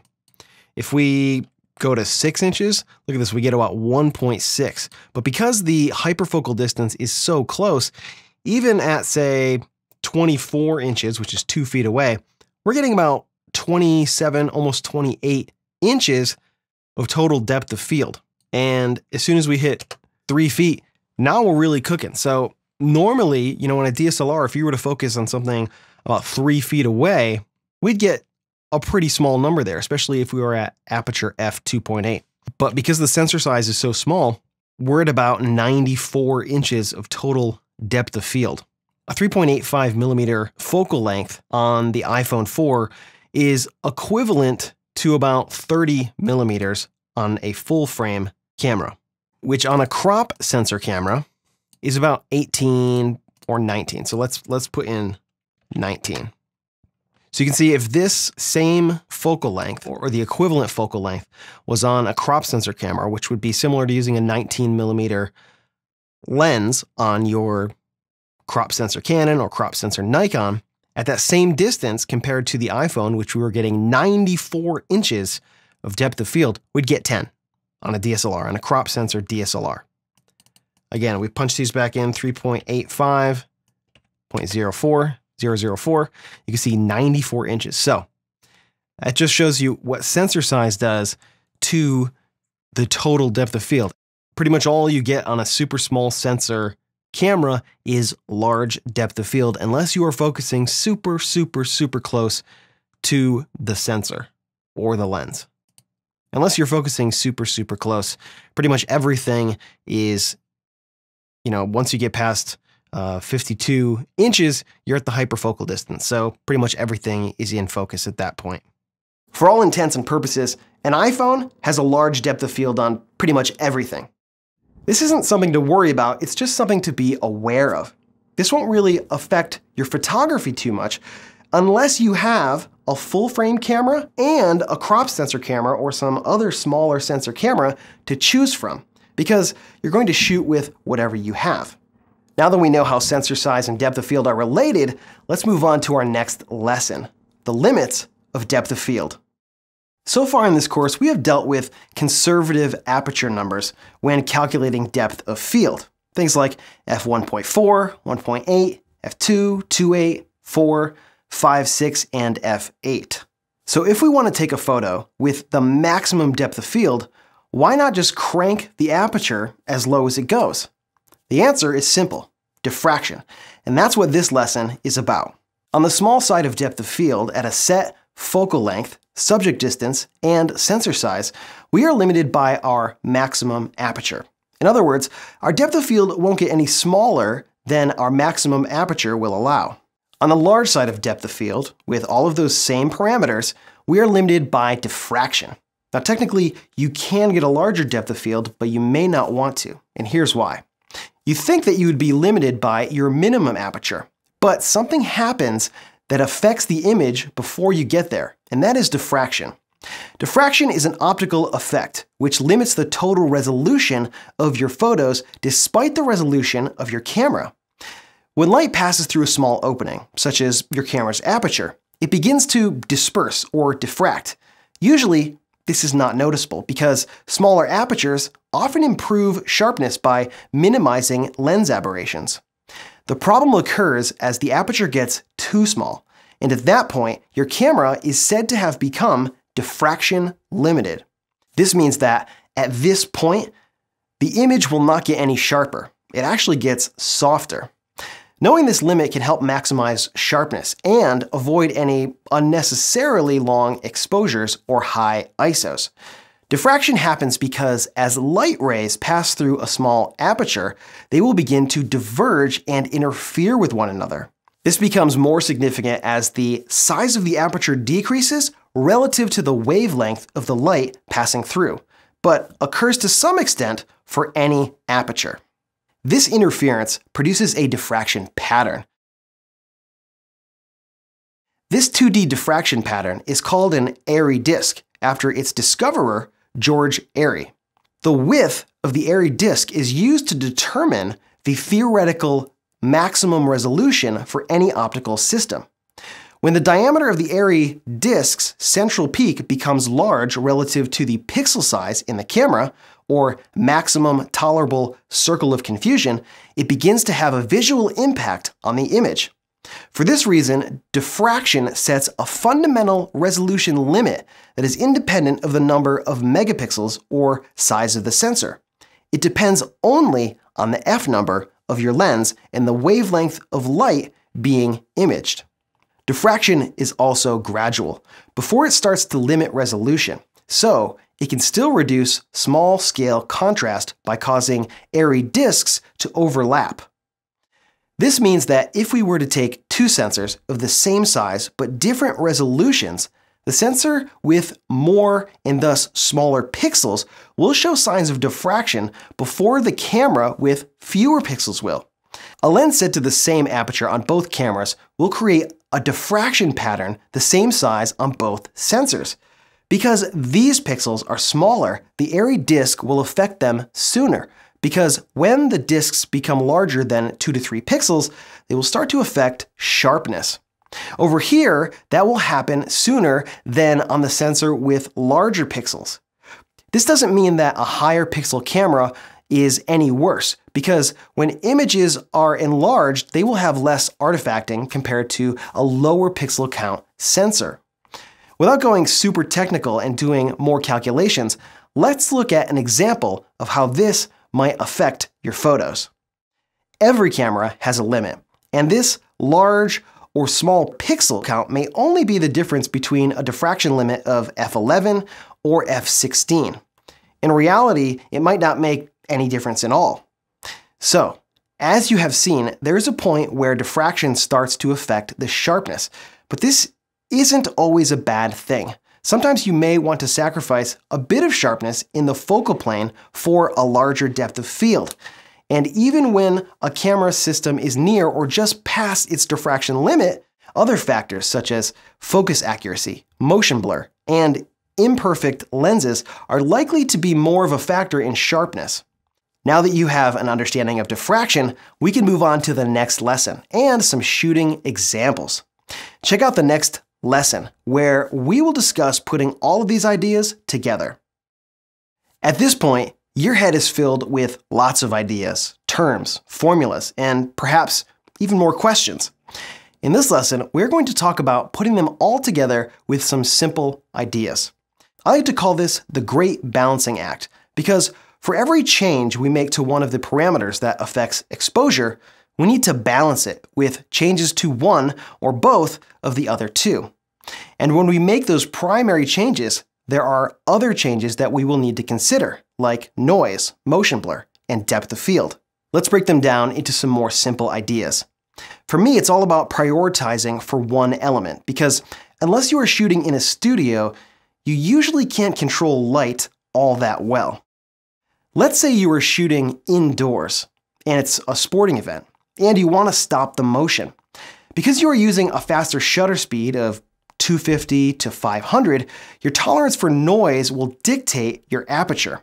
In this situation, you don't have the luxury of an abundance of light, and you are already using a faster shutter speed, which will cut a lot of the available light down. You want to have some depth of field, but this will be driven by your tolerance for noise. If ISO 5000 is acceptable, you might get away with shooting at f4. If that's too noisy, you will have to knock it down to ISO 2500 and go down to f2.8, which will reduce your depth of field. For many situations, it will be a balancing act. Sometimes it will be shutter speed, because stopping motion is critical. Other times, it will be a large depth of field. Sometimes you will have two things that you need to nail, like shutter speed and large depth of field, and your only option is to add light with a flash or strobe. If you only have a certain amount of strobe or flash power to work with, you will be balancing this power with ISO sensitivity and noise. As we move on to shooting examples, we will look at how we can deal with some of these different situations in less than ideal environments and average out our settings to get something usable. With that in mind, join me in the next lesson as we jump into shooting landscapes and controlling diffraction. In this video, we are going to break down some of the different things that you are going to want to think about when shooting landscapes. If we take this outdoor scene during the day, we will be dealing with lots of light, so we will have a lot more to work with, but we will still need to balance things. We know that we want a large depth of field, but as we have already discovered, we cannot just crank the lens down to its minimum aperture because of diffraction. There are some tools to help you find out what the limits of diffraction are on your camera system, and you can find those on the webs. For those of us that use a 1.6 or 1.5x crop sensor, you're going to be looking at right around f11 for when you start to see diffraction. Full frame users can go down to f22, which is 2 full stops lower. Remember that diffraction is gradual, so you may see it at f11 and you may not. Let's jump into the field and shoot some photos. All right, we are outside here in upstate New York, just outside of Rochester. You can see this is farm country here, and we're going to look at shooting some landscapes and controlling diffraction. Now, on a day like today, when it's a little bit stormy outside and we have almost complete cloud cover, the photos are not going to be super sharp, as opposed to if we had full direct hard light coming from the sun, because sharpness comes from contrast, basically the difference between light and dark. And when we're getting a 180-degree hemisphere of light, that's going to basically fill in light almost everywhere except directly underneath things. So that's going to make sharpness even more of an issue. So what I have set up here is my camera, a 17 to 50 millimeter lens, and I have this guy right here. This is a LCD viewfinder. It's basically a magnifying glass that's set to work with this particular sized screen. And what this will allow me to do is check in live view and also compose the pictures in live view mode, where I'm looking at what the sensor is actually seeing to check focus. Because out here, unless I had a nice lens with really great focus indicators, getting the focus bang on is going to be really difficult, because I don't trust my autofocus to be able to focus on the right point without checking it. And it's just easier to use the live view and focus on exactly what I want to see. Now, you'll see in a second here that in the distance we have a farm with a couple of silos, we have a barn, we have a field, and a small hill behind that. And it's probably, I would say, maybe a half a mile away, maybe a third of a mile away. And so at those distances, that's going to be essentially at infinity. We're not going to be able to get a huge difference between that and, say, something that's a mile behind there.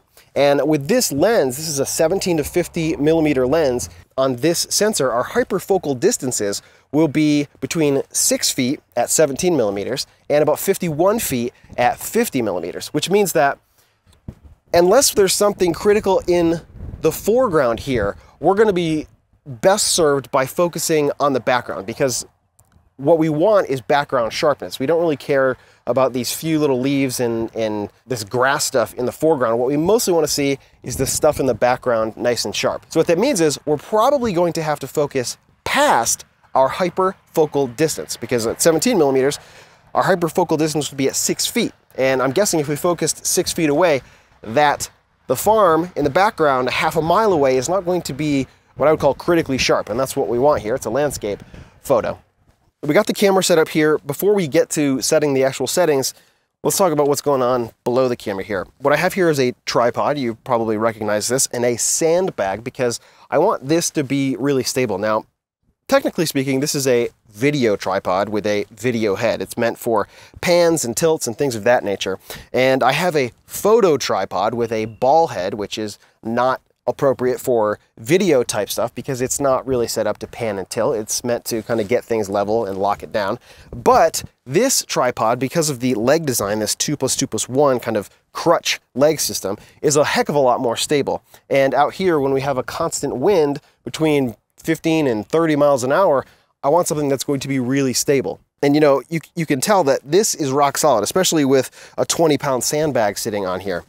So if you can get a steady tripod and get a little weight on it, you're going to be much better off outside. Also, this doesn't have one of those columns that extends from the center. That can also kind of induce some instability in the tripod, especially in the wind. It can kind of wobble around a little bit. This is pretty stable because the legs come right up underneath the head.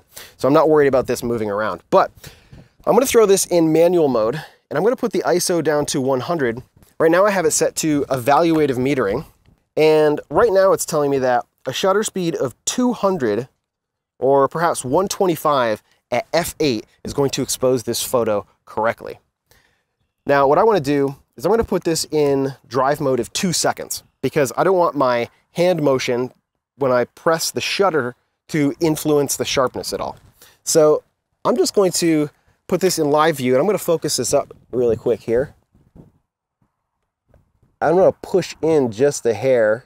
I'm at about 20, maybe 25 millimeters.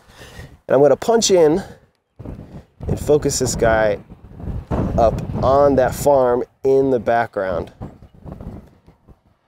And pretty much the foreground is going to be in focus as well. So that looks pretty good right there. It's not super interesting, but let's see what we have. 2-second delay. Great, and it snapped the photo there. Now, although the lighting is pretty terrible here because it's overcast and there's a lot of moisture in the air, those settings work pretty well. And even though we have some stuff in the foreground here that is moving at 125, and check it out, and I bet there's not going to be very much motion blur here. I'm going to do another one here and just double check the focus. I'm going to turn optical stabilization off because I don't really think that we need it. I'll push in a little bit more. So now I'm at 50 millimeters, just kind of trying to crop it in a little bit so I can get more of the farm field and the hill behind it here. So we'll do one like this.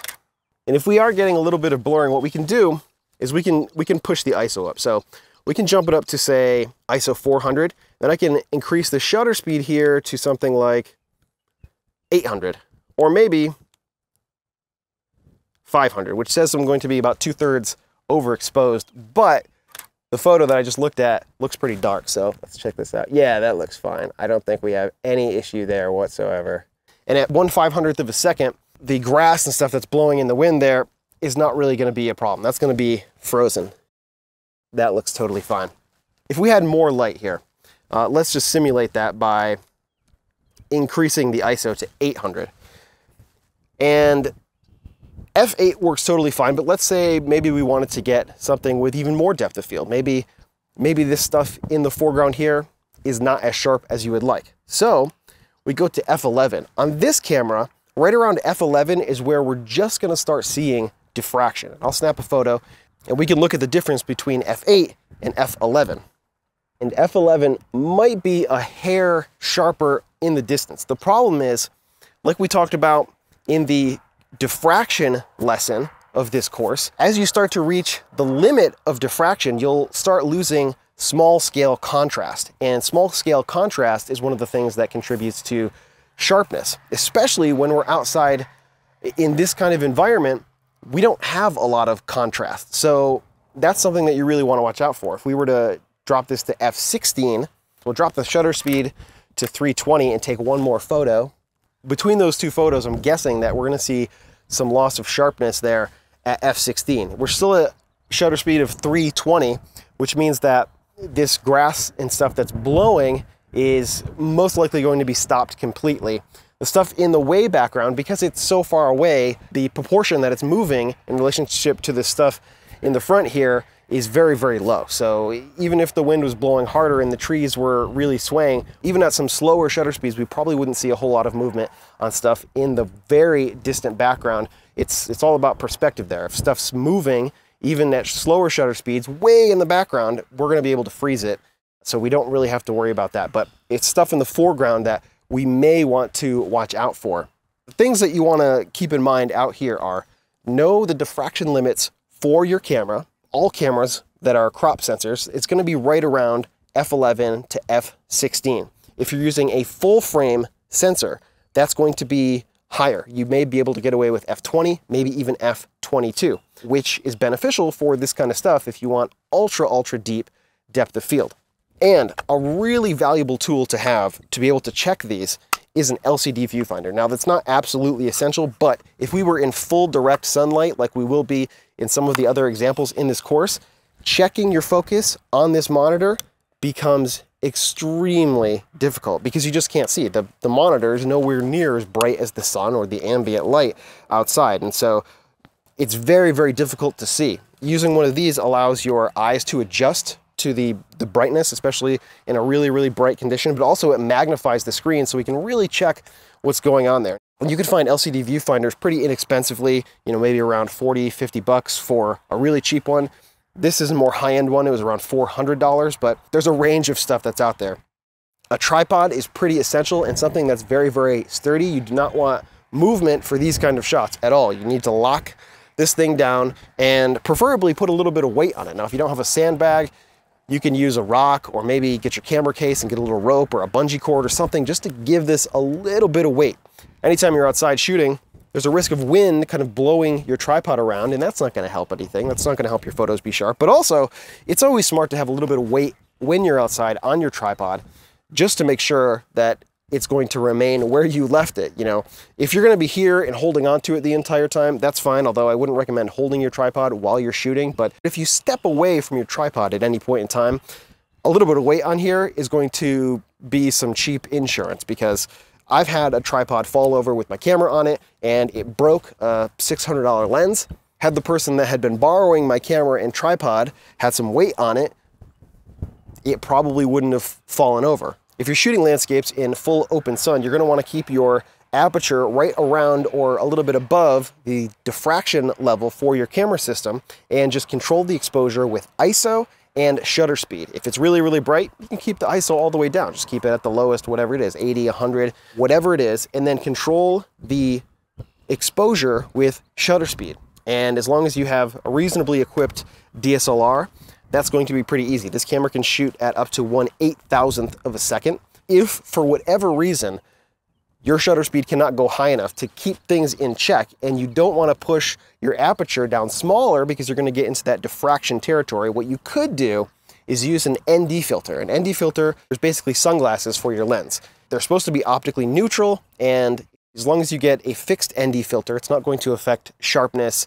as much as, say, a variable ND filter, which means that you can rotate the end of the filter and that will change the amount of light that gets let through. Those tend to be a little bit softer, and that's not something that you want if you're shooting landscapes.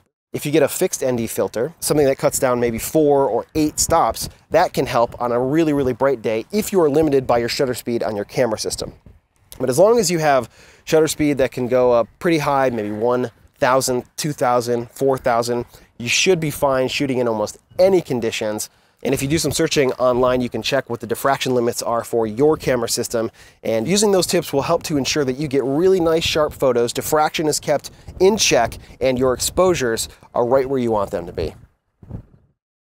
In this lesson, we are going to talk about how to approach shooting indoor group shots. In some ways, this is similar to our previous example, because for a larger group shot, we are going to have 2 or more rows of people that we will be shooting. This means that we will need to have a depth of field large enough to cover them. And because people might be viewing this at closer distances than a typical photo to see individual faces, we might want to increase our depth of field even more to account for this. The big issue is light, or the lack of light. Unless you are composing your group shot near a giant window with an abundance of sunlight, lighting indoors will be a serious limitation.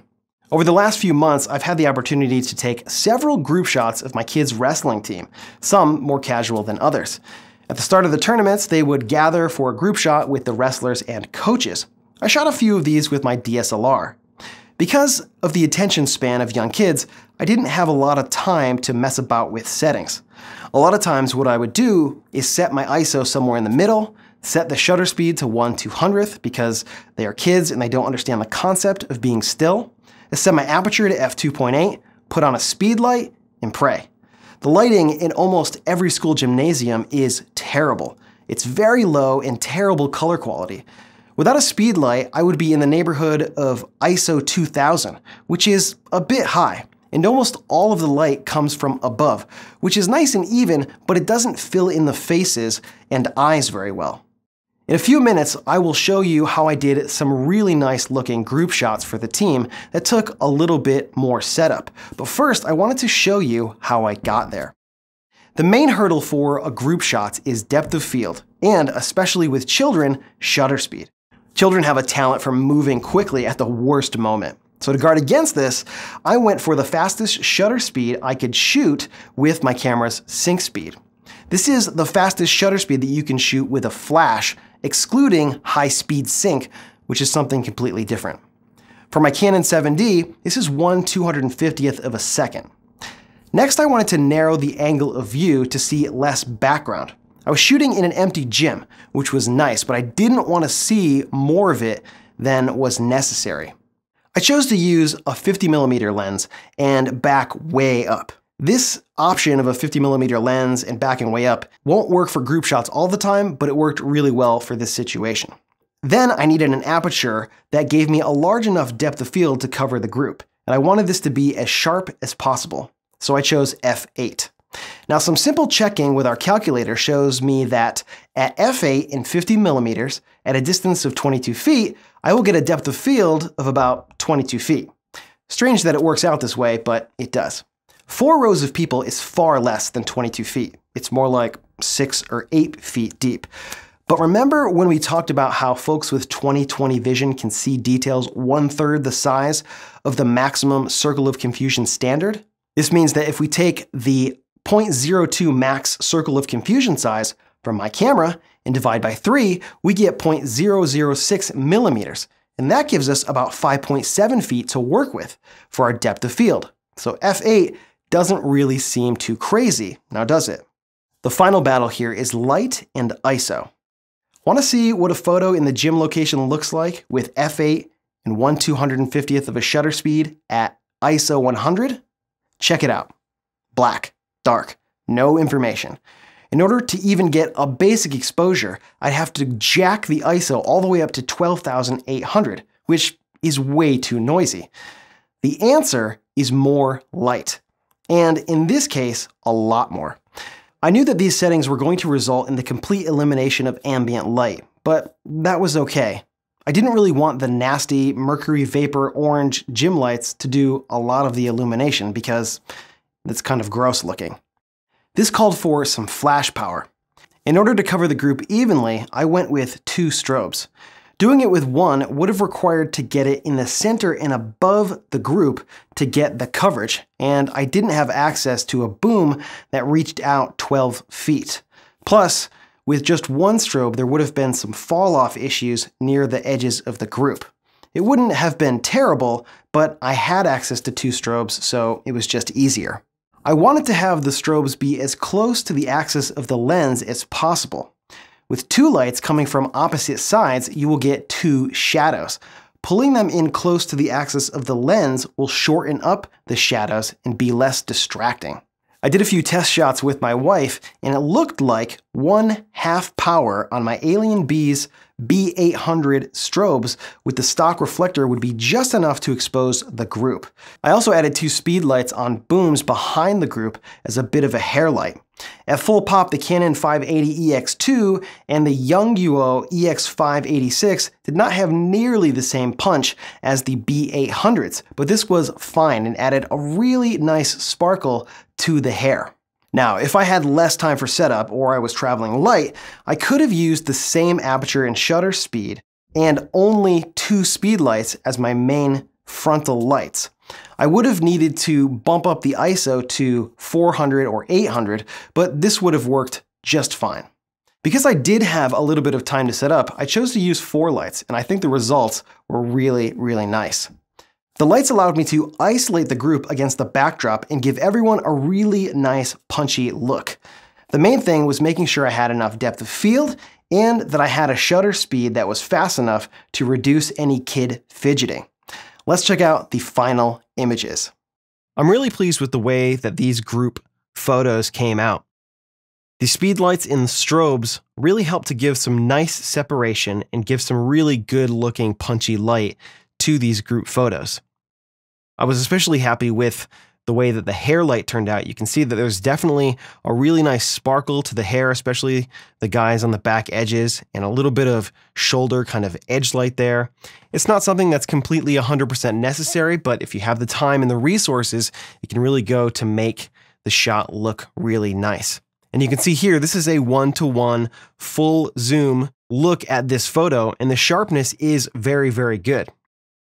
If we use 0.02 millimeters for my camera as the circle of confusion, the depth of field calculator would tell us that the bleachers behind the group is in the depth of field. But if you look at the photo, it's just barely outside of it, and that's okay, and that's what I was going for. I wanted maximum sharpness in the group. I didn't want to start losing sharpness because I'm really critical when it comes to sharpness, and I think that this shot worked really, really well, and I was super happy with the way that it came out.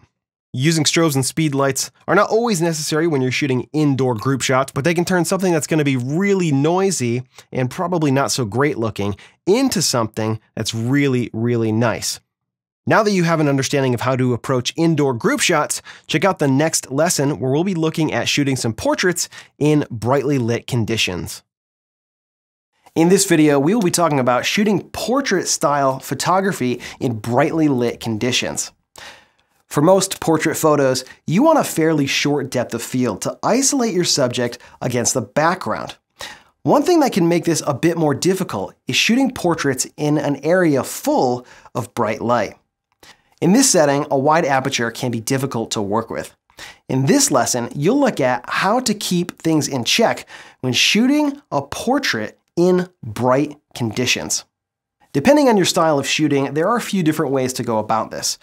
First, what we want to do is make sure we have enough depth of field.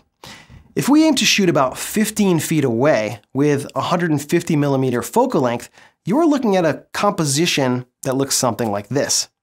A head and shoulders shot on a crop sensor camera. Input these numbers into our depth of field calculator, and we get a depth of field of about 4 inches at f2.8, 5.7 inches at f4, and almost 8 inches at f5.6.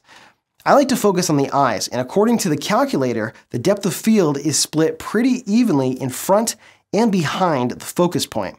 This means that if we have 4 inches of depth of field at f2.8, and we hit the focus on the eyes, we will just barely get the nose in our depth of field, but the back of the head will start to be soft because that is outside of our depth of field by a few inches. This is probably okay, but you might want to take a few shots and compare. The other thing to deal with is the background. If we are in brightly lit conditions, our main task will be balancing the exposure of our background with the exposure of our subject. This can be hard to do just using natural light because you don't have a lot of control. You probably want to avoid using direct open sunlight on your subject because that's going to be really harsh looking. The only exception to this is if you are shooting during sunrise or sunset, also known as magic hour. If this is the case, you want the sun at your back or close to it. Either way, a tool that can really save your butt is a speed light with high speed sync. Because we want to keep our aperture open, we will have lots of light.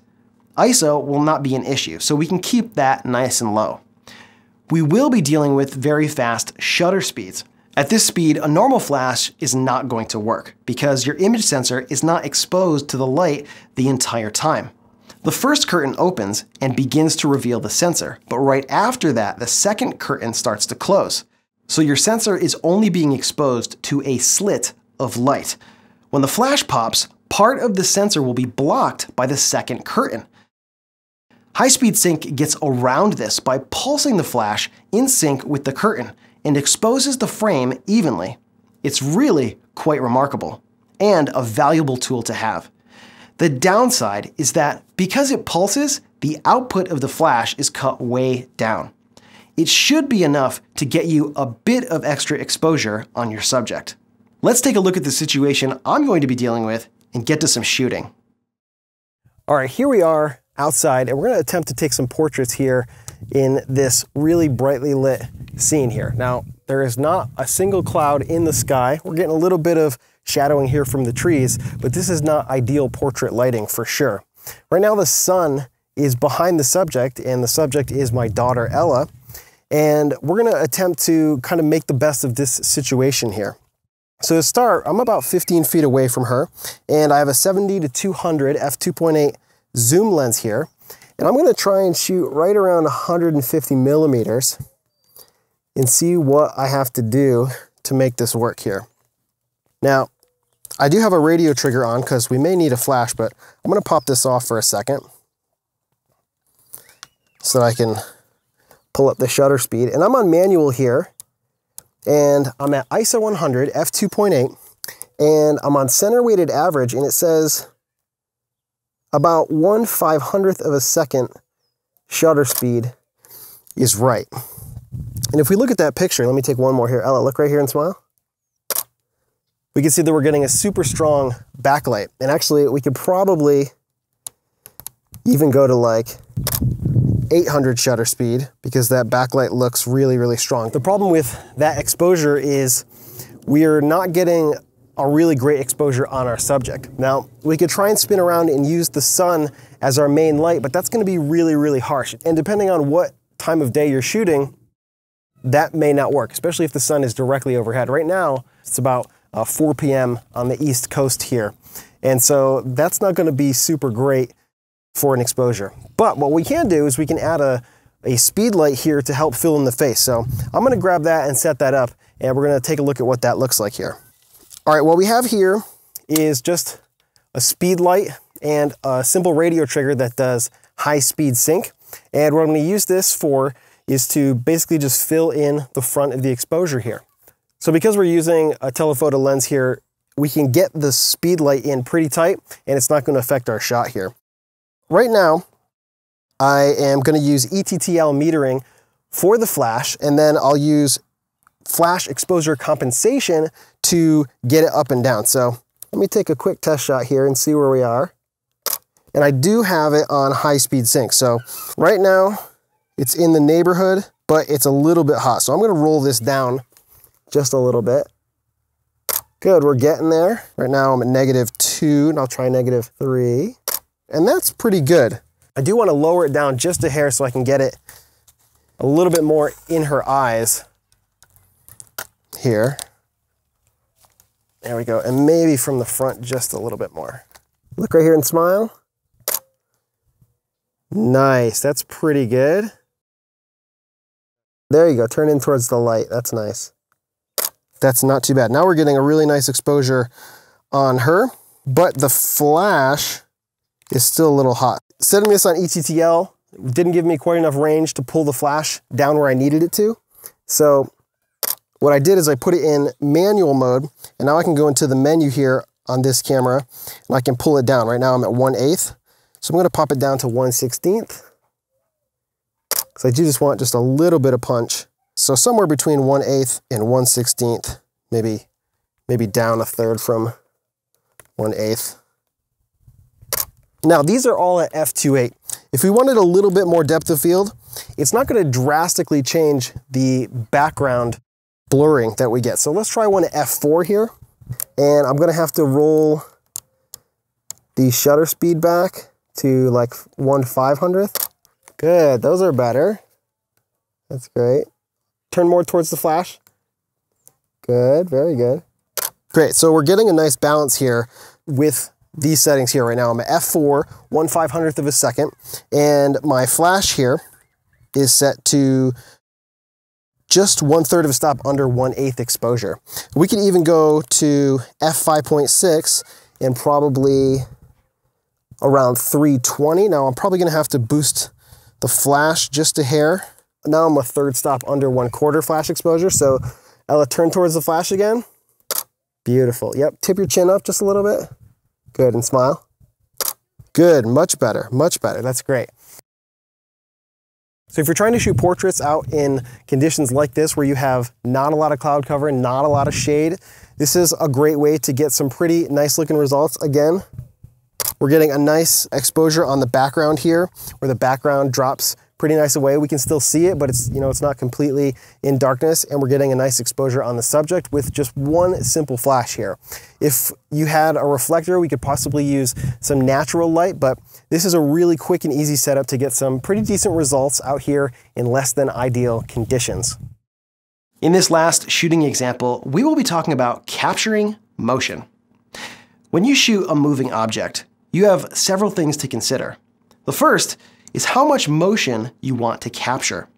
Do you want to freeze all of the motion? Are you going for a shot with some definite motion blur? Are you shooting in a difficult lighting situation and are willing to sacrifice a bit of motion blur to get the shot? These are all things that you need to consider. When you are shooting something with motion, unlike the other examples, shutter speed will be the primary focus. Aperture and ISO will need to work to expose the photo. In areas where light is abundant, you'll have a lot of options, but when light is scarce, sacrifices will need to be made. Let's take a look at a few examples of shooting some motion, first outside and then inside. All right, we're gonna take a look at capturing some motion here outside, and we're gonna do it a couple different ways. We're out in a parking lot here, and I'm gonna have my kids ride around in the circle here, and we're gonna experiment with some different values on the camera here and see what we can get, both getting some motion blur and completely freezing the action as they come by where I'm positioned here. This is my daughter Lily here, and we might get a couple of shots of her, although she's pretty slow moving here.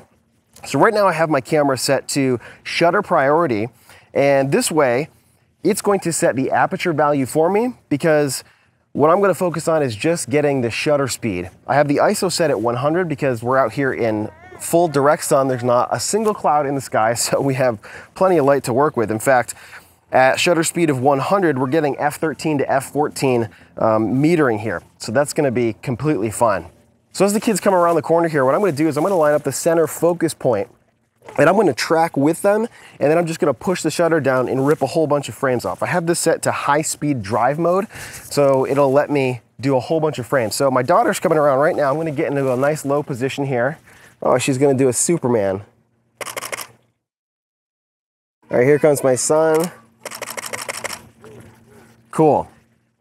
I have here a viewfinder, an LCD viewfinder, because it's really difficult to see what's going on the LCD here in full direct sunlight.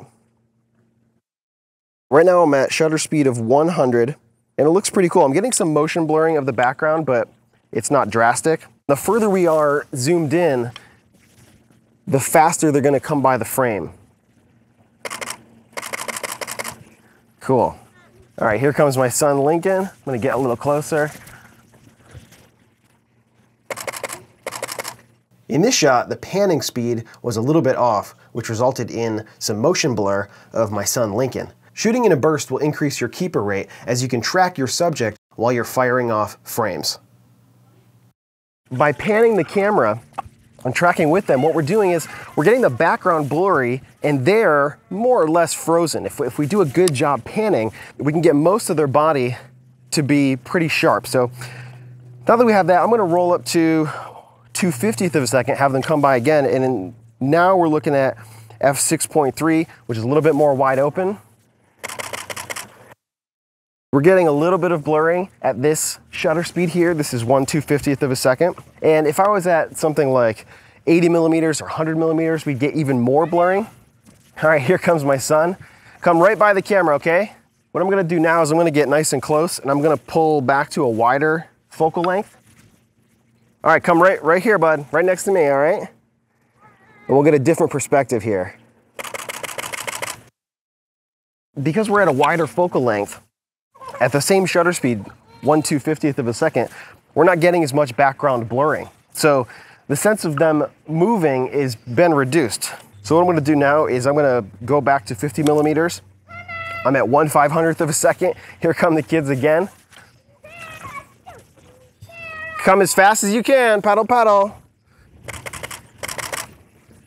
That's great. On these focal lengths, 1/500th is gonna pretty much freeze the motion, even though they're moving pretty quick here.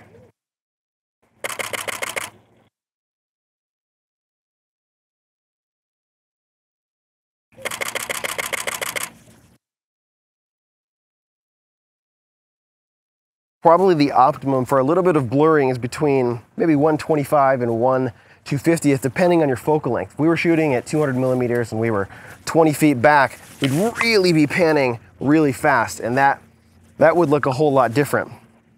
But at these focal lengths, about 125,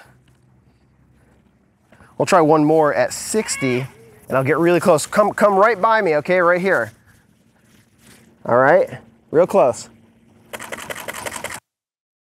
1/60th of a second actually works really nicely if we're pulled way back like this. I'm gonna try 1/50th of a second and see how much panning we can get here. All right, bud, come nice and close to me. I want you to come right here, okay? Really close and really fast. All right, really close. Nice, we got some really good blurring there. Very cool. So with this lens, a 17 to 50 millimeter zoom lens, you can see we can get a bunch of different looks doing some panning motions. We can stop the motion completely using shutter speeds of 1/500th of a second. We can get some motion blurring if we're between 1/250th and below, but around 1/60th to 1/50th, it becomes almost too blurry to use depending on what you're shooting. We probably could get some sharp ones in there if we really tracked really nicely, but they'd only be sharp right down the center. Everything else would pretty much be blurry.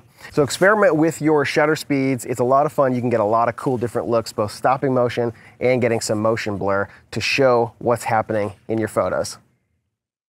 So let's move to the indoors and talk about capturing motion when you're inside.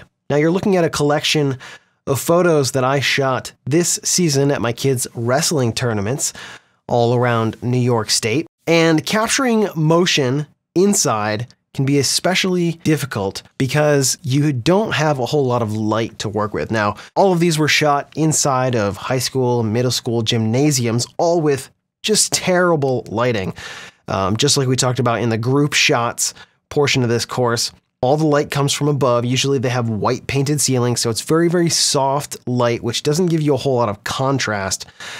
And the light levels are also really, really low. So what I end up doing is usually sticking the camera in shutter priority or manual. I think most of these were shot in manual. I set the aperture at f4 and the shutter speed anywhere from 200 to 250. That's not really fast enough to stop the motion completely in most cases. A lot of these do have a slight amount of motion blur. You can see in almost all of them, there's just a little bit of motion blur, but that's okay because the ISOs for almost all of these photos are all above 1,000. Most of them are between 3,200 and 6,400. They are all really high. That means that they're grainy, but I was looking for f4 to get a little bit of depth of field. f2.8 on this lens is a little bit soft, but also it's a little bit shallower. So I was hoping to get just a little bit more depth of field at the cost of a higher ISO, which means more noise. And that's just something that you have to deal with.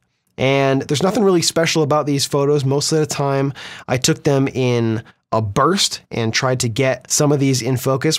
So the one thing that you have to know when you're shooting inside is, unless you're shooting with a prime lens, you're probably going to be working at apertures around f2.8 or f4.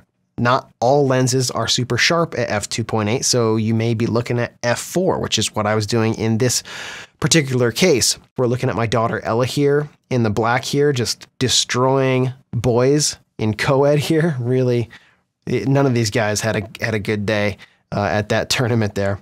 A couple of these you can see here from that shadow there. I did use a speed light. I didn't want to use a speed light for a lot of these though, because I didn't want to distract the wrestlers here. The guys in black and the girls in black are from our wrestling club.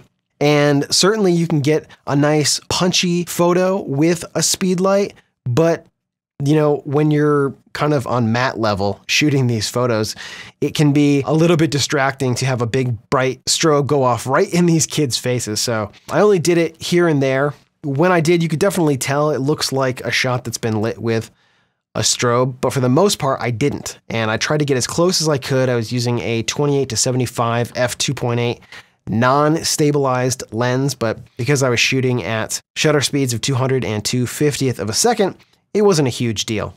That's one of the things that you have to know if you're shooting in a gym, you're gonna get noisy shots. That's just the way it is. Unless it's a facility that's set up for television broadcast or something, when they have the light levels that are what I would call appropriate, you're gonna have noisy shots, but that's okay. And, you know, everyone's shots will be noisy. And hopefully, if you use some of the things that we talked about and use some of the ideas we talked about in this course, your photos will look great. Thanks so much for checking out this course. I had a lot of fun putting it together, and I hope that you learned some new ideas, some new tips, tricks, and techniques to help you get some better shots. You know, when you're out there in the real world, you're rarely dealt a perfect hand as far as the right amount of light, the right amount of motion, and being able to get an aperture that you can get everything in focus. That's why I tried to show you in this course how you can deal with some of those situations that are not ideal. Like when you're shooting portraits, to have a speed light in your back pocket to be able to use to help fill in so that you can help expose things when you're in really bright conditions. Or if you're shooting landscapes, to be able to control your diffraction by managing your camera's aperture. And when you're shooting motion, to be able to know some general guidelines of where you want to be aiming for in terms of shutter speed to stop the motion or to show the motion in your shots. And when you're taking group shots, you know, if you're indoors, a couple of flashes can be your best friend to help take something that would be terrible and turn that into something that looks really, really nice with the help of a couple of speed lights, or if you have them, a couple of studio strobes and maybe a radio trigger. The most important thing is that you get out there and you do a lot of shooting and you experiment with your camera. That can be one of the most valuable tools, is to just get out there and play with your settings, experiment with some different apertures, experiment with some different shutter speeds. If you always shoot the same event the same way, you know, change things up a little bit. Maybe increase your shutter speed or decrease your shutter speed to try and show more or less motion. One of the most valuable things that you can do is just know your gear and know how it works and know how to manipulate the settings to get what you want. In this course, we looked at a lot of different things with controlling the ISO, the aperture, and the shutter speed, and you can use all of those and all of those tools to get really good shots. Using things like the depth of field calculator can really help you to be able to know what you're going to get, or at least have a better idea of what you're going to get before you get into the field or before you show up on location and start shooting photos. It's not something that you have to use all the time or even that often, but it can be a really valuable tool to make sure that when you set up a particular shot, if you're looking to get a range in focus, that you can actually get it in focus with the settings that you want to use. And you can shoot some test shots beforehand on the particular focal length that you're looking to use, and the aperture and the shutter speed and the ISO, to make sure you're going to have enough light. You know, you'll be able to kind of gauge what kind of ambient light you may be dealing with or you may not be dealing with, and that can help you to determine whether you need to bring along some extra speed lights or maybe rent a strobe from somewhere to get some extra punch in your images. Make sure you check out the other photo courses that are available on tutsplus.com. There's a lot of really good stuff out there that can help you explore some other avenues of photography as well. Again, thanks so much for checking out this course. My name is Dave Bodie for Tuts Plus, and we'll see you around. Thanks for watching.